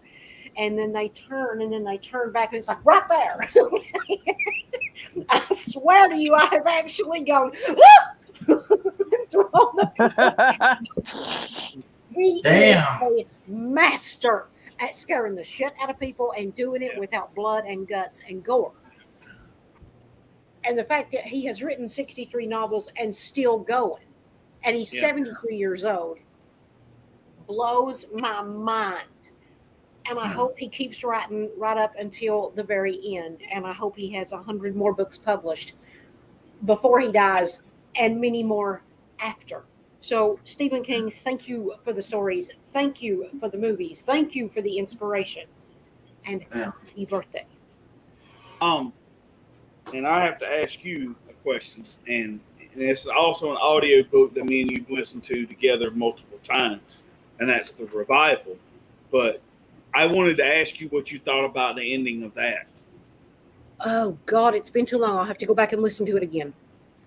I'm gonna tell you. I'm gonna be honest. I love the book, and it's one of those books that's just damn fantastically fucking written by Stephen King. I mean, and the thing that I loved in the whole story is like how all those things and the people in his life are kind of connected, and they're the things that happen and all that stuff. But when it comes down to, and I don't really want to give it away to anybody that hasn't read it or listened to the audiobook, but every person that Reverend guy helped in that movie wound up fucked up somehow or whatever, right? But he was the only one that didn't, and it was kind of weird. And I was always like, what was it so special about him? You know what I'm saying? And I don't think it ever really like kind of explained that. That was the only thing in the book that I never really understood. But I'm telling you, I think that might be one of his like most masterfully fucking written stories ever, because that is, I've found myself like 3 or 4 times and more listening. I'm like, I'm bored as hell. I'm gonna put on the revival and listen to it. It's great. Oh yeah. Well, now if you think about it, Stephen King is also a master of doing that. If you think about The Green Mile, Yep. John Coffey, look how many people he helped in his life with his gift. Yeah. We don't know why he has the gift. He doesn't even know why he has the gift. Yeah. And he helps so many people. And then, okay, no spoilers. So, and then that happens to him in the end. I mean, seriously, it's like, what the hell?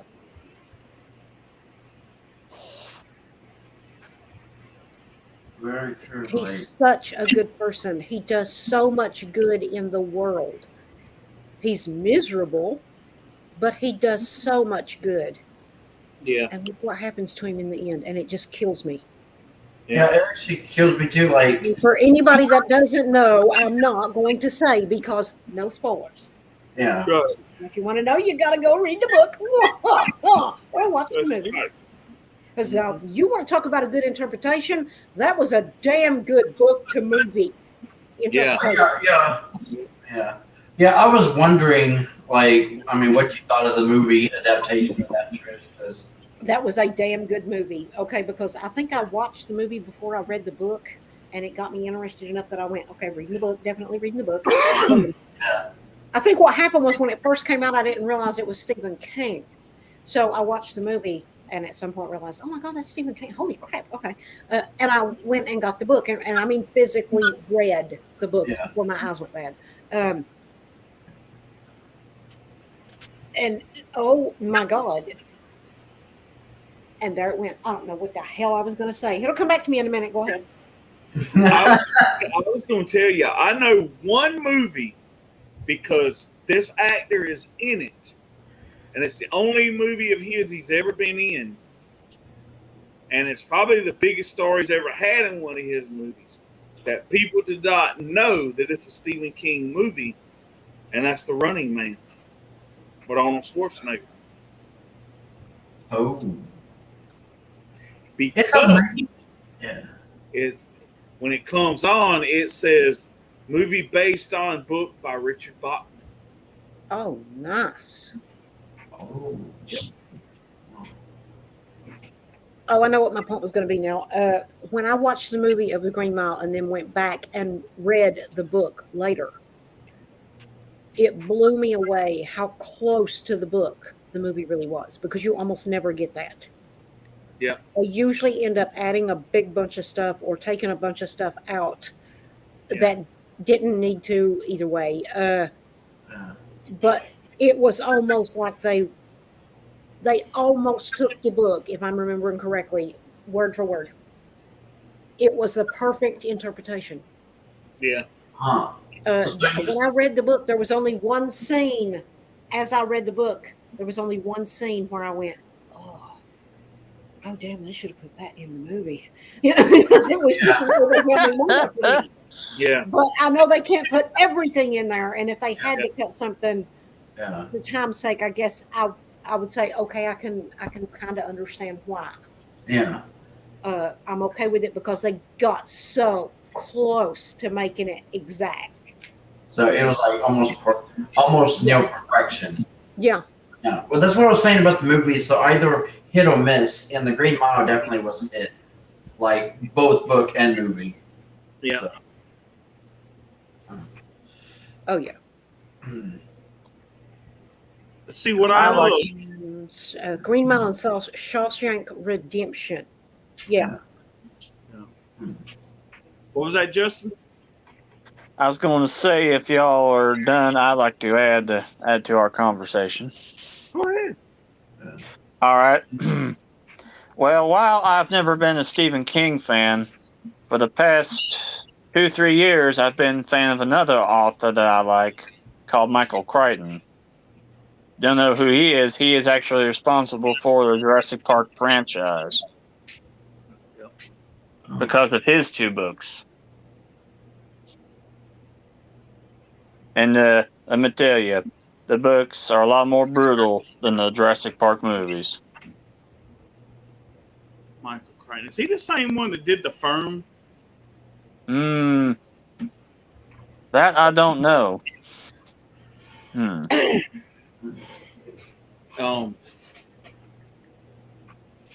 So now, if you're into good like not supernatural kind of like mystery, but if you like the detective mystery aspect of things, I'm gonna tell you a great writer and some great books to read, and that's the Walt Longmire series, written by Craig Johnson, which was what the TV series was based on.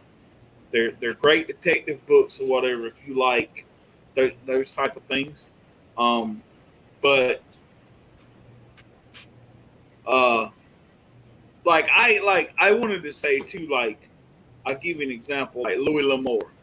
Louis L'Amour was famous for his westerns, but he wrote some other things too that were really great. And so did Elmore Leonard. Wrote some really good stuff, and that were just not like westerns or kind of had that western feel to it or whatever. Um, and the same with Larry McMurtry.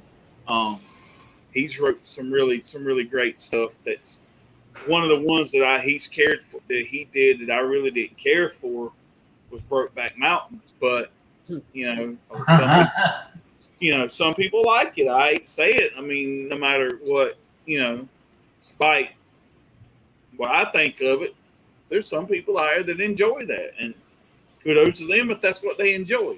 But he's wrote some really good stuff, and some of it have never been brought to film, and it's a shame because he's got some stuff out there that's really good. I would love, if done right, I would love to see either a TV series or a movie adaptation of the book you wrote called Leaving Cheyenne. It's probably one of the best books I've ever written, or ever read by Larry McMurtry, and I'd put that up against Lonesome Dove. Damn. No, it's saying something right there. I mean, it's just great, and it's nowhere near the length of Lonesome Dove either. I mean, it's probably like a quarter size of Lonesome Dove, if that.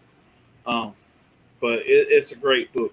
But that's what I'm saying. Like I love those authors that are known for one thing, but then some of the best stuff that they've ever done is when they went outside their element and wrote stuff. And that's what, like, I'm gonna be honest with people sometimes, like actors that get kind of stereotyped in like doing one thing and one thing only. Like, I'll be honest with you, one of my favorite Adam Sandler movies is Reign Over Me. Oh, Don't know it. You've never seen that? Mm-mm. Oh my God. You have got to watch that. I'll be honest. Talk about Adam Sandler in a drama. Yeah. It is one of the best Adam Sandler movies out there. Okay, now I'll give that one a shot, and I'll tell you why. Because you said it exactly right. Because some of the greatest comedic actors, best roles they ever did in their entire career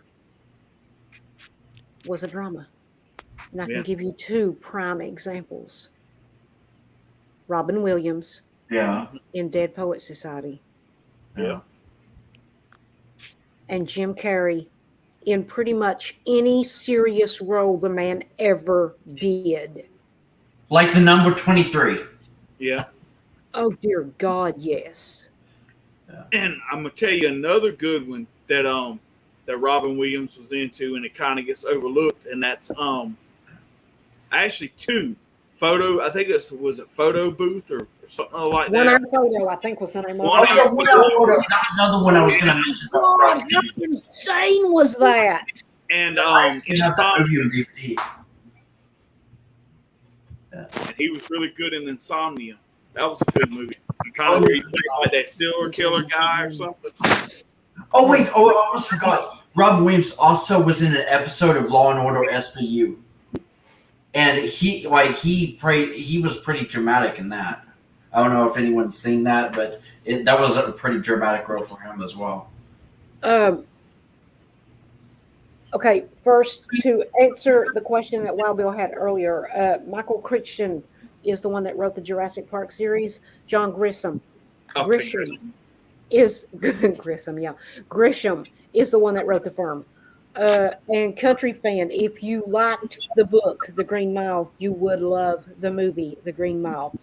And a third thing, the guy that made Friends with the Mouse, the old man that is playing that part is most well known for playing the preacher on Little House on the Prairie. Oh my God, my mom used to watch that show. I had no idea. That's actually awesome. I love it. Apparently enough, there used to be a man that lived here around me in the high rise down here. Like, y'all know what that is. Anyway, great big building down yonder away. He was a dead ringer for the man. It stumped me so bad one day. I ran into him in the store, and I was thinking he was in the checkout line, and I kept thinking, why does he look so familiar? Do I know him from somewhere? And I kept bumping into him everywhere. And I thought, why do I know him? Who the hell is that? I didn't know him. It was just that he looked that much like that old man. Yeah. That would freak me the hell out. If I ever especially after that guy died, and I kept seeing him everywhere, and I'm thinking, oh crap, what? Oh yeah, you like, oh my God. And actually, I'm gonna tell you another good Stephen King movie I like, and that's Needful Things with Ed Harris in it. Well, you know, Ed Harris.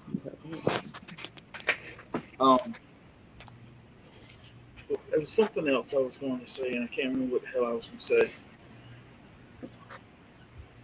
I just hate when your mind goes blank. Yeah, I do.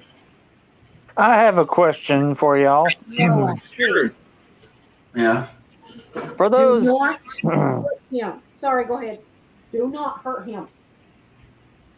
for those of us who have read the book and seen the movie, do you think the book of The Hunger Games is better than the movie, or do you think the movie is better?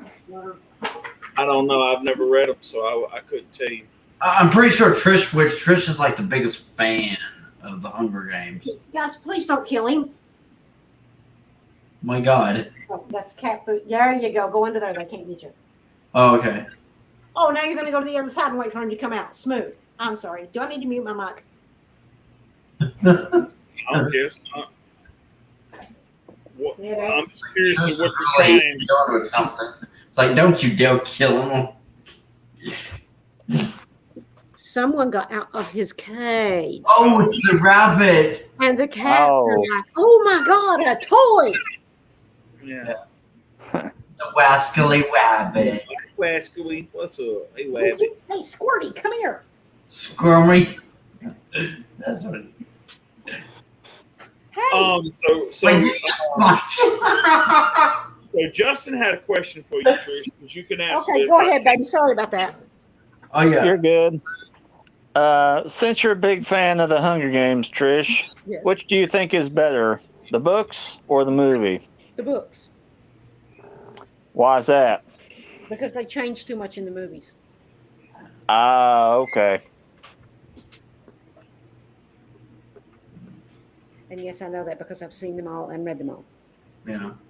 I'd But I have to feel agree like because actually, when I was in high school, we actually read the Hunger Games and watched the movie, so I kind of agree with you. Yeah. But do you still think the Hunger Games movies were still good, or? Yeah, they were still good. It was just that I had listened to those books umpteen times, and then watching the movies, or maybe I watched the movies first and then movies. Either way, if you read the books and then you watch the movies, you go, "What the hell were they thinking? Why did they do that?" They Hmm. they were not even dedicated enough at making the first movie to get the right color cat. Oh, okay. I hate that shit when they I like mean, you try don't have to make it perfect, but my God, at least put forth a little effort. Yeah, why would they like? She called it that name because of the color of the cat. Okay. No, in the movie, the very first movie, Mm-hmm. black and white. They got a black and white cat to play the part. No, that's not even close. Yeah, like it's like they were lazy or something. It's like we need a She cat called for the this cat part. Buttercup. Okay. She called the cat Buttercup. What color should that be? Brown. Brown. Probably something like peanut Well, orange or oh no, brown. butter. Something like peanut butter. Yeah, peanut. Yeah, well, that's basically what Peanut butter. Yeah, I that mean, makes I mean, the cat, my son's cat called peanut butter. Oh, okay, yeah, He's okay. orange.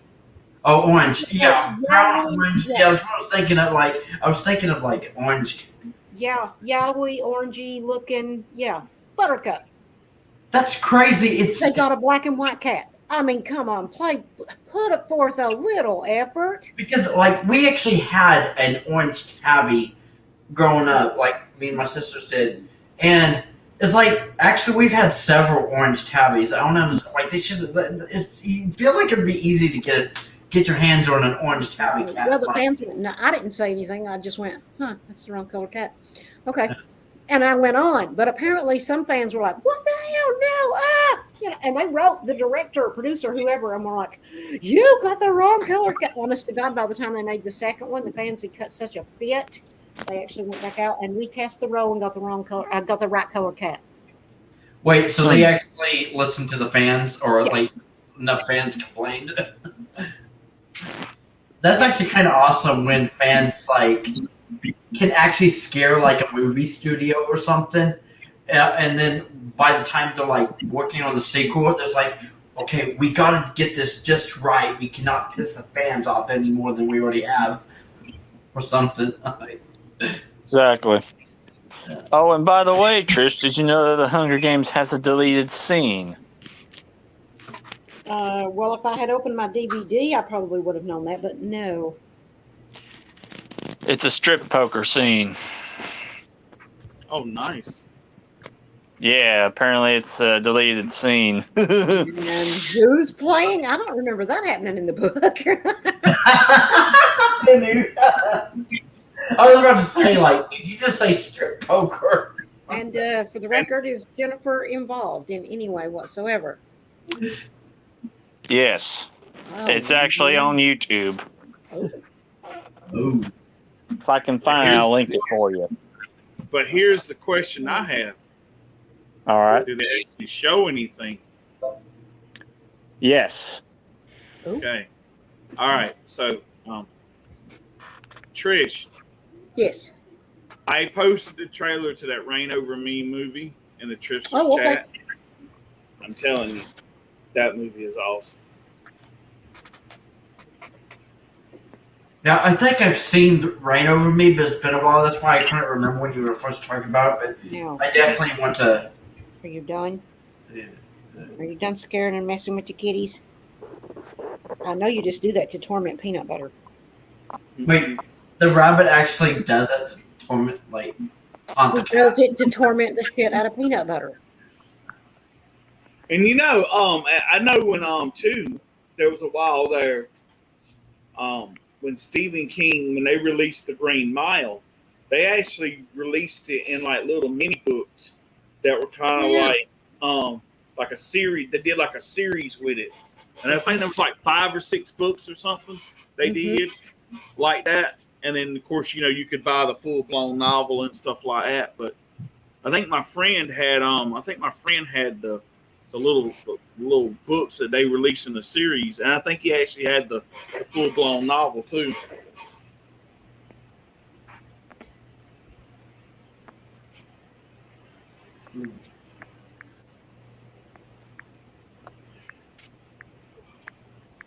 Nice. Now, are you going to be good? Or am I going to have to pop your head like a zit? Oh shit!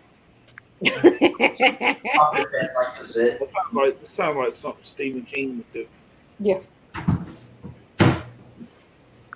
All right, I'm going to go put him back in the cage. I'll be right back. Okay.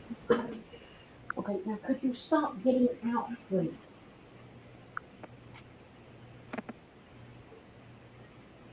Oh yeah, Country Fan has 4 Stephen King books, Bag of Bones, 4 Seasons, Green Mile, and The Body. I don't know. I've seen the Bag of Bones movie. I haven't seen or I haven't read the book, so I can't compare the book to the movie. I thought the movie wasn't bad. Now, how true it is to the story, that I can't tell you.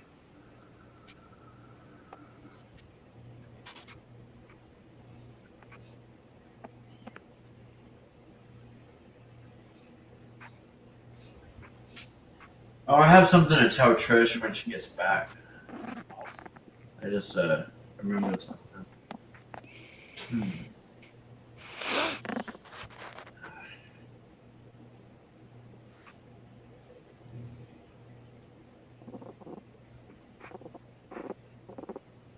Oh, Country Fan said he hadn't read yet.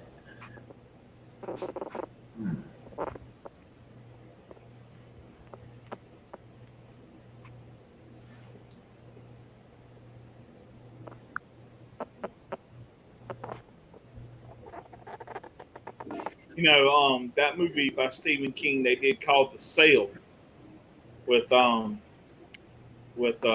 it's funny because it's Samuel L. Jackson and damn what's his name? God, it was in 1408. I can't think of his name. John Cusack or John Cusack. yeah. They were also in The Sale together. Oh. That movie was kind of fucked up. Now, what I had read of the book was decent. The book was actually pretty good. Now, the movie was just fucking crazy as shit. Of course, it's got Samuel L. Jackson in it, so it's going to be kind of. Yeah, Samuel Jackson's that kind of actor. But now they both were really good in 1408. Now, I mean, I'm not knocking 1408. That was a good movie. Yeah, well, that's what I was saying. Like, when people ask me, like, what I think was the last really, really good, or at least somewhat good movie adaptation of a Stephen King book, the one that comes to mind the most is 1408. But that was back in 2007. But I feel like a lot of the movies, like Stephen King movies, of the last 10 years are kind of lackluster. Yep. Compared to the actual. I'm going to say something too, and when it comes to audiobooks, the worst thing that'll throw me off of an audiobook is if you've got someone reading an audiobook whose voice you can't believe. And what I mean by that, it's I'll give you an example. What made the revival so great was a guy that they had reading the book. And like I said, he's been in several Stephen King movies before: The Langoliers, The Green Mile, um, Hearts in Atlantis, or whatever. He was great. Now, like the audio book for Dolores Claiborne, which is funny, I actually have on cassette, and I still have it somewhere. The guy that done the woman that, and this was a woman that did it. She was an old lady that was in a few Stephen King movies, and I think she was the wife of the cop in Misery, or the partner of the cop in the Misery. It was that old lady that was with him, or whatever it was. She does the audio book for Dolores Claiborne, and the way she done it, it was really good, because it almost kind of gave you that Kathy Bates feel to it, the way she done it. And it's really good. Yeah. Yeah.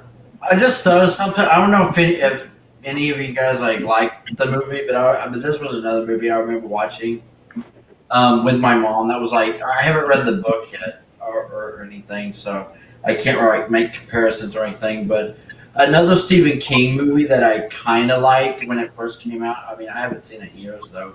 That I remember watching with my mom was actually The Mist. That came out in 2007. That was actually a pretty decent movie. I liked the movie. I just didn't really care that much for the ending. I'm not gonna spoil anything, but the ending, came it kind of threw me off. I was like, why the hell did it have to end like that? Like, man. But I'm fixing to throw one out here to you guys. Now, I've never read the story, so I don't know how much truth or how much exact story is the movie or whatever. I need to read it. I want to. But one of the best horror type movie. It's actually more like Shawshank Redemption. Is a movie called Apt Pupil. And if you've never seen it, it's about this boy who lives in this little small town.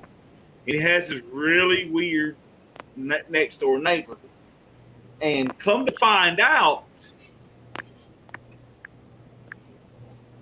the guy that's next door, who lives next door to this kid, was a member of one of Hitler's right hand men or whatever, and he's living under an assumed name and whatever, and the kid finds out about it, and so what happens is,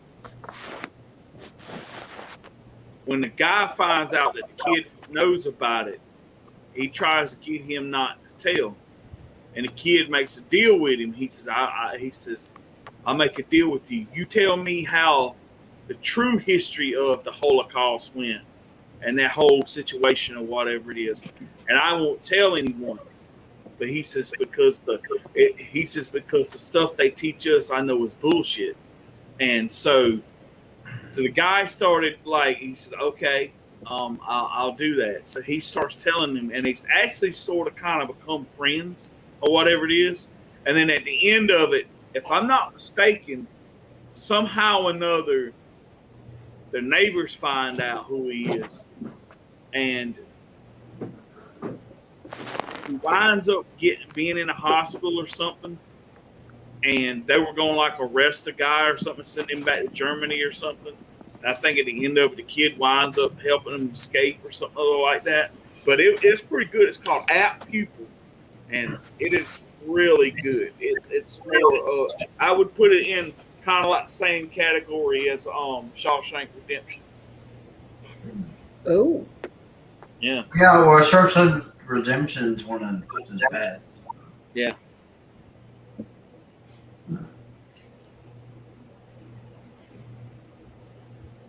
Do you guys know who Steven Weber is? I've heard the name.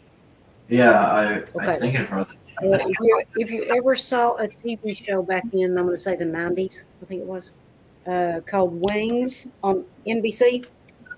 Wings. Uh, yeah, Wings. Wings. Yeah, I think I know what you're talking about. Yeah, I think WINGS. yeah. Comedy. He played in that. Okay. Okay. He was one of the stars of the show. Um, but if you've ever seen him in anything, just Google the name Steven Weber and you'll see him and go, oh, that guy. Okay. When Stephen King decided to remake The Shining, he got Steven Weber to play the part that Jack Nichols played. Yeah. Oh yeah, Jack. Yeah. Okay. So Steven Weber played that part. Steven Weber also went on to narrate, I want to say, 2 books by Stephen King.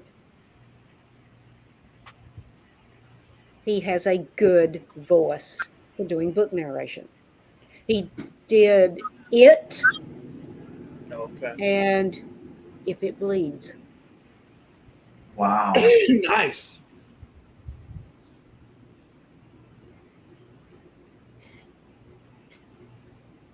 That's actually pretty cool.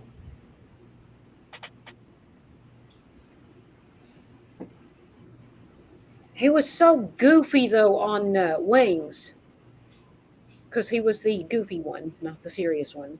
Oh. It was so hard for me to wrap my mind around him playing that part that Jack Nicholson played.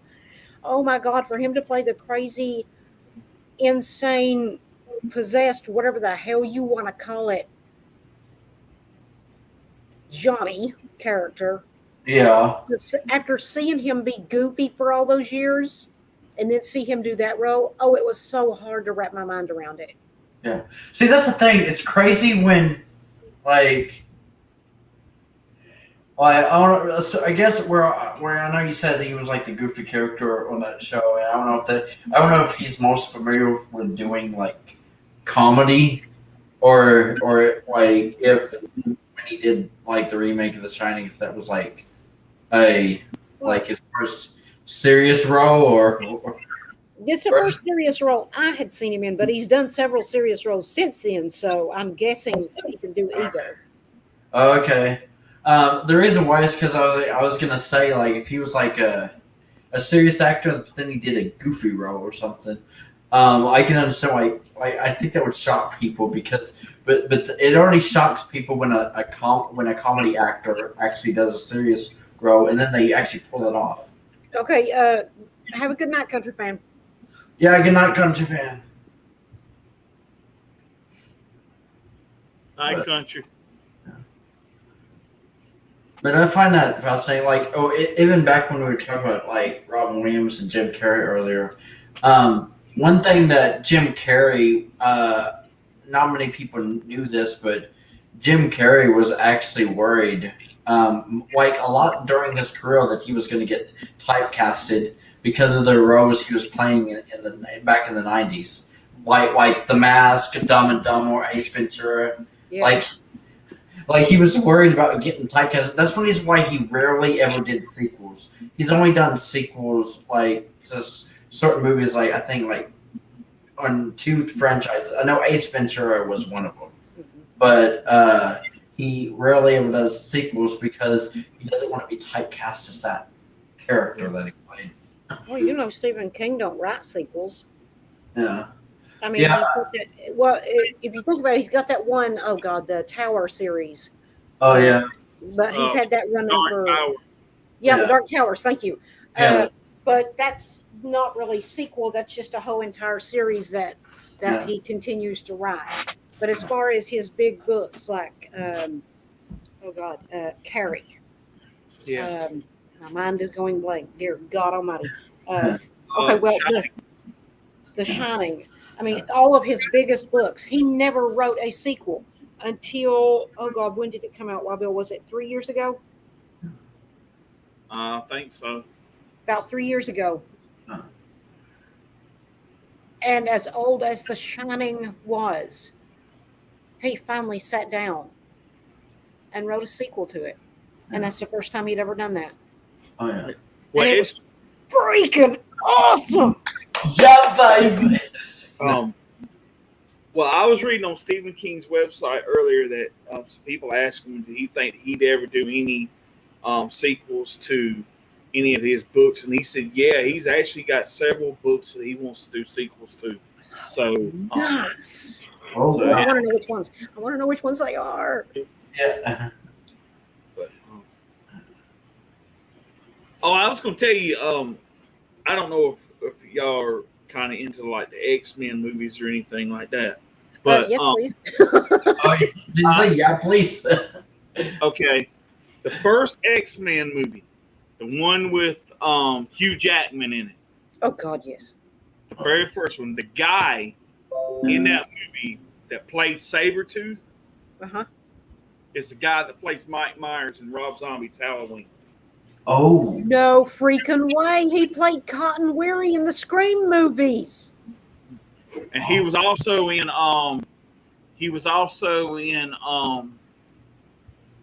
what was it? Shit. He was in Troy. He was in some other. He also played Michael Myers in Rob Zombie's Halloween too. But he was Kipler. also, Michael Kipler. yeah. No, that's not his name. That's the No, part his he name- played on CSI. Oh, okay. Yeah. Mike. His name is, but his name is Tyler Mane. Oh my God. I can't believe Cotton Weary Sabretooth played Michael Myers. Yeah, that's like. Dang it. That's freaking awesome. That's a shocker right there. It really is. I can't believe I never knew that. Hmm. But Damn the devil.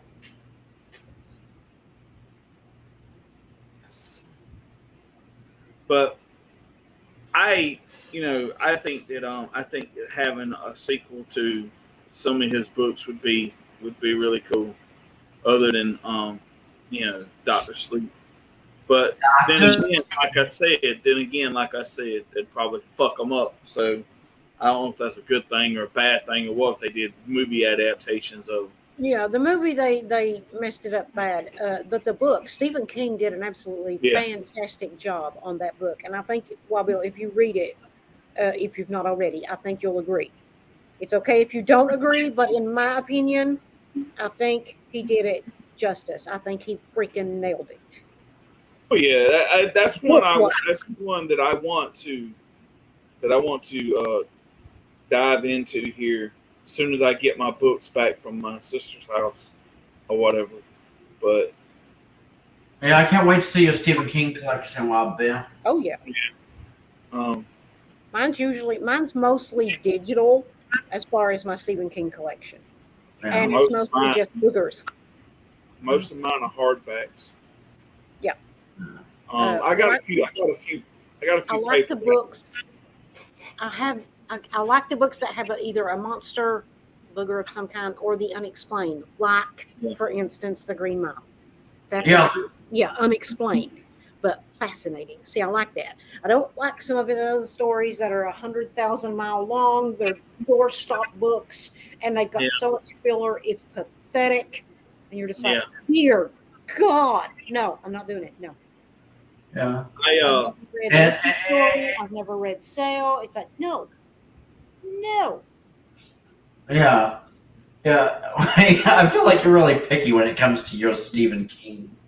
Like, I'm the kind of guy that likes to collect the hardback books but read the paperbacks. Yeah. So a lot of times what I'll do is I'll buy the hardback and put the hardback up and wait for the actual paperback edition to come out before I read it.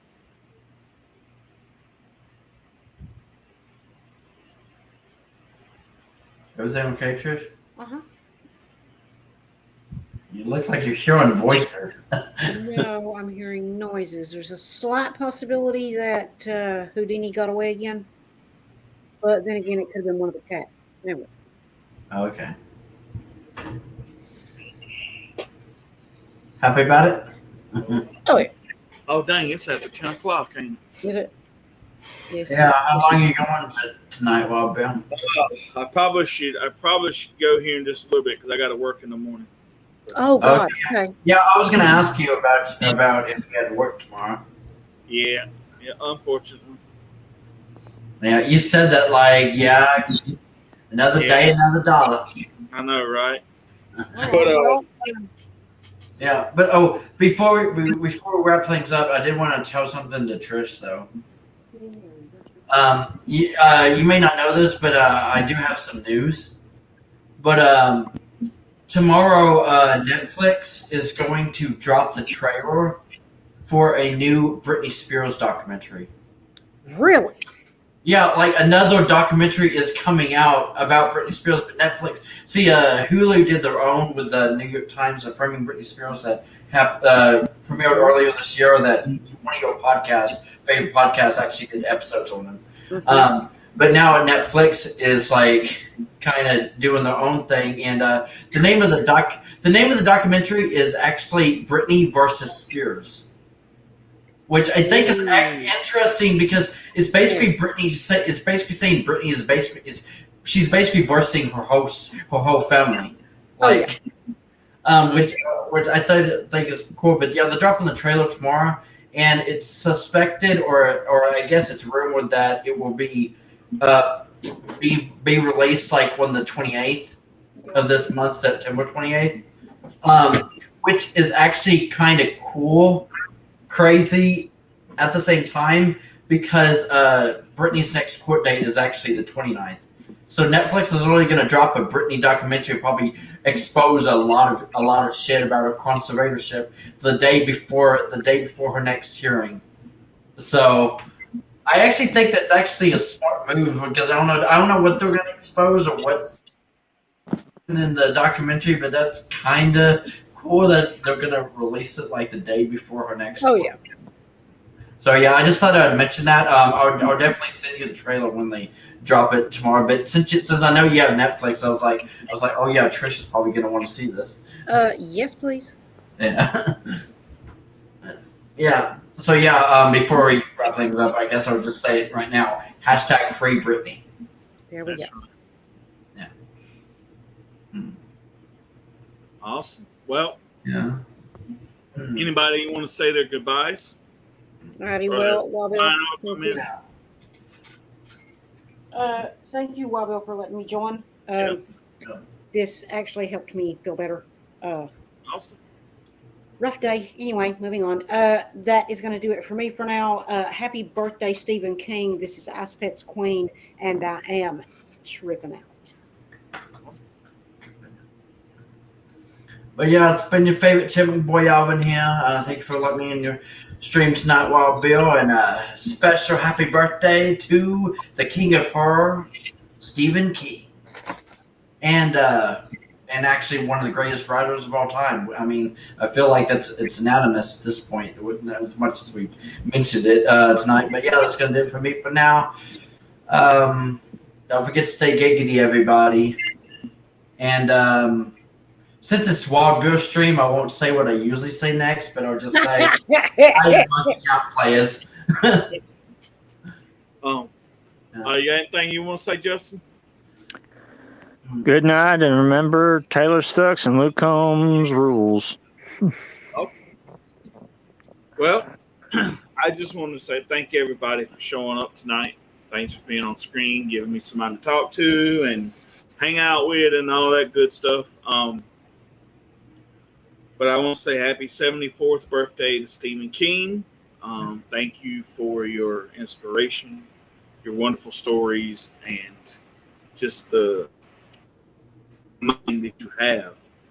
It's a gift of talent that I believe that bestowed upon you for reasons we'll never know, but to bring, awesomeness to people around the world. So I am grateful for that, and thank you again for everything. And that's pretty much it, I think. Other than I have a podcast, a new episode from my Wild Bills Meeting the Arts podcast. It's on Maximum Overdrive. If anybody wants to, go check that out. And Lou, that it's Stephen King's birthday. But I actually did that by accident because I did the video and then I got done with it and I said, "Oh shit, today's Stephen King's birthday, ain't it?"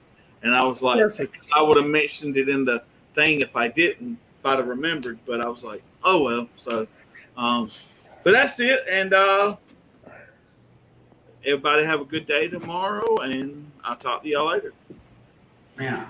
Good night, everybody. Night. Night. Alrighty. Good night. Night. And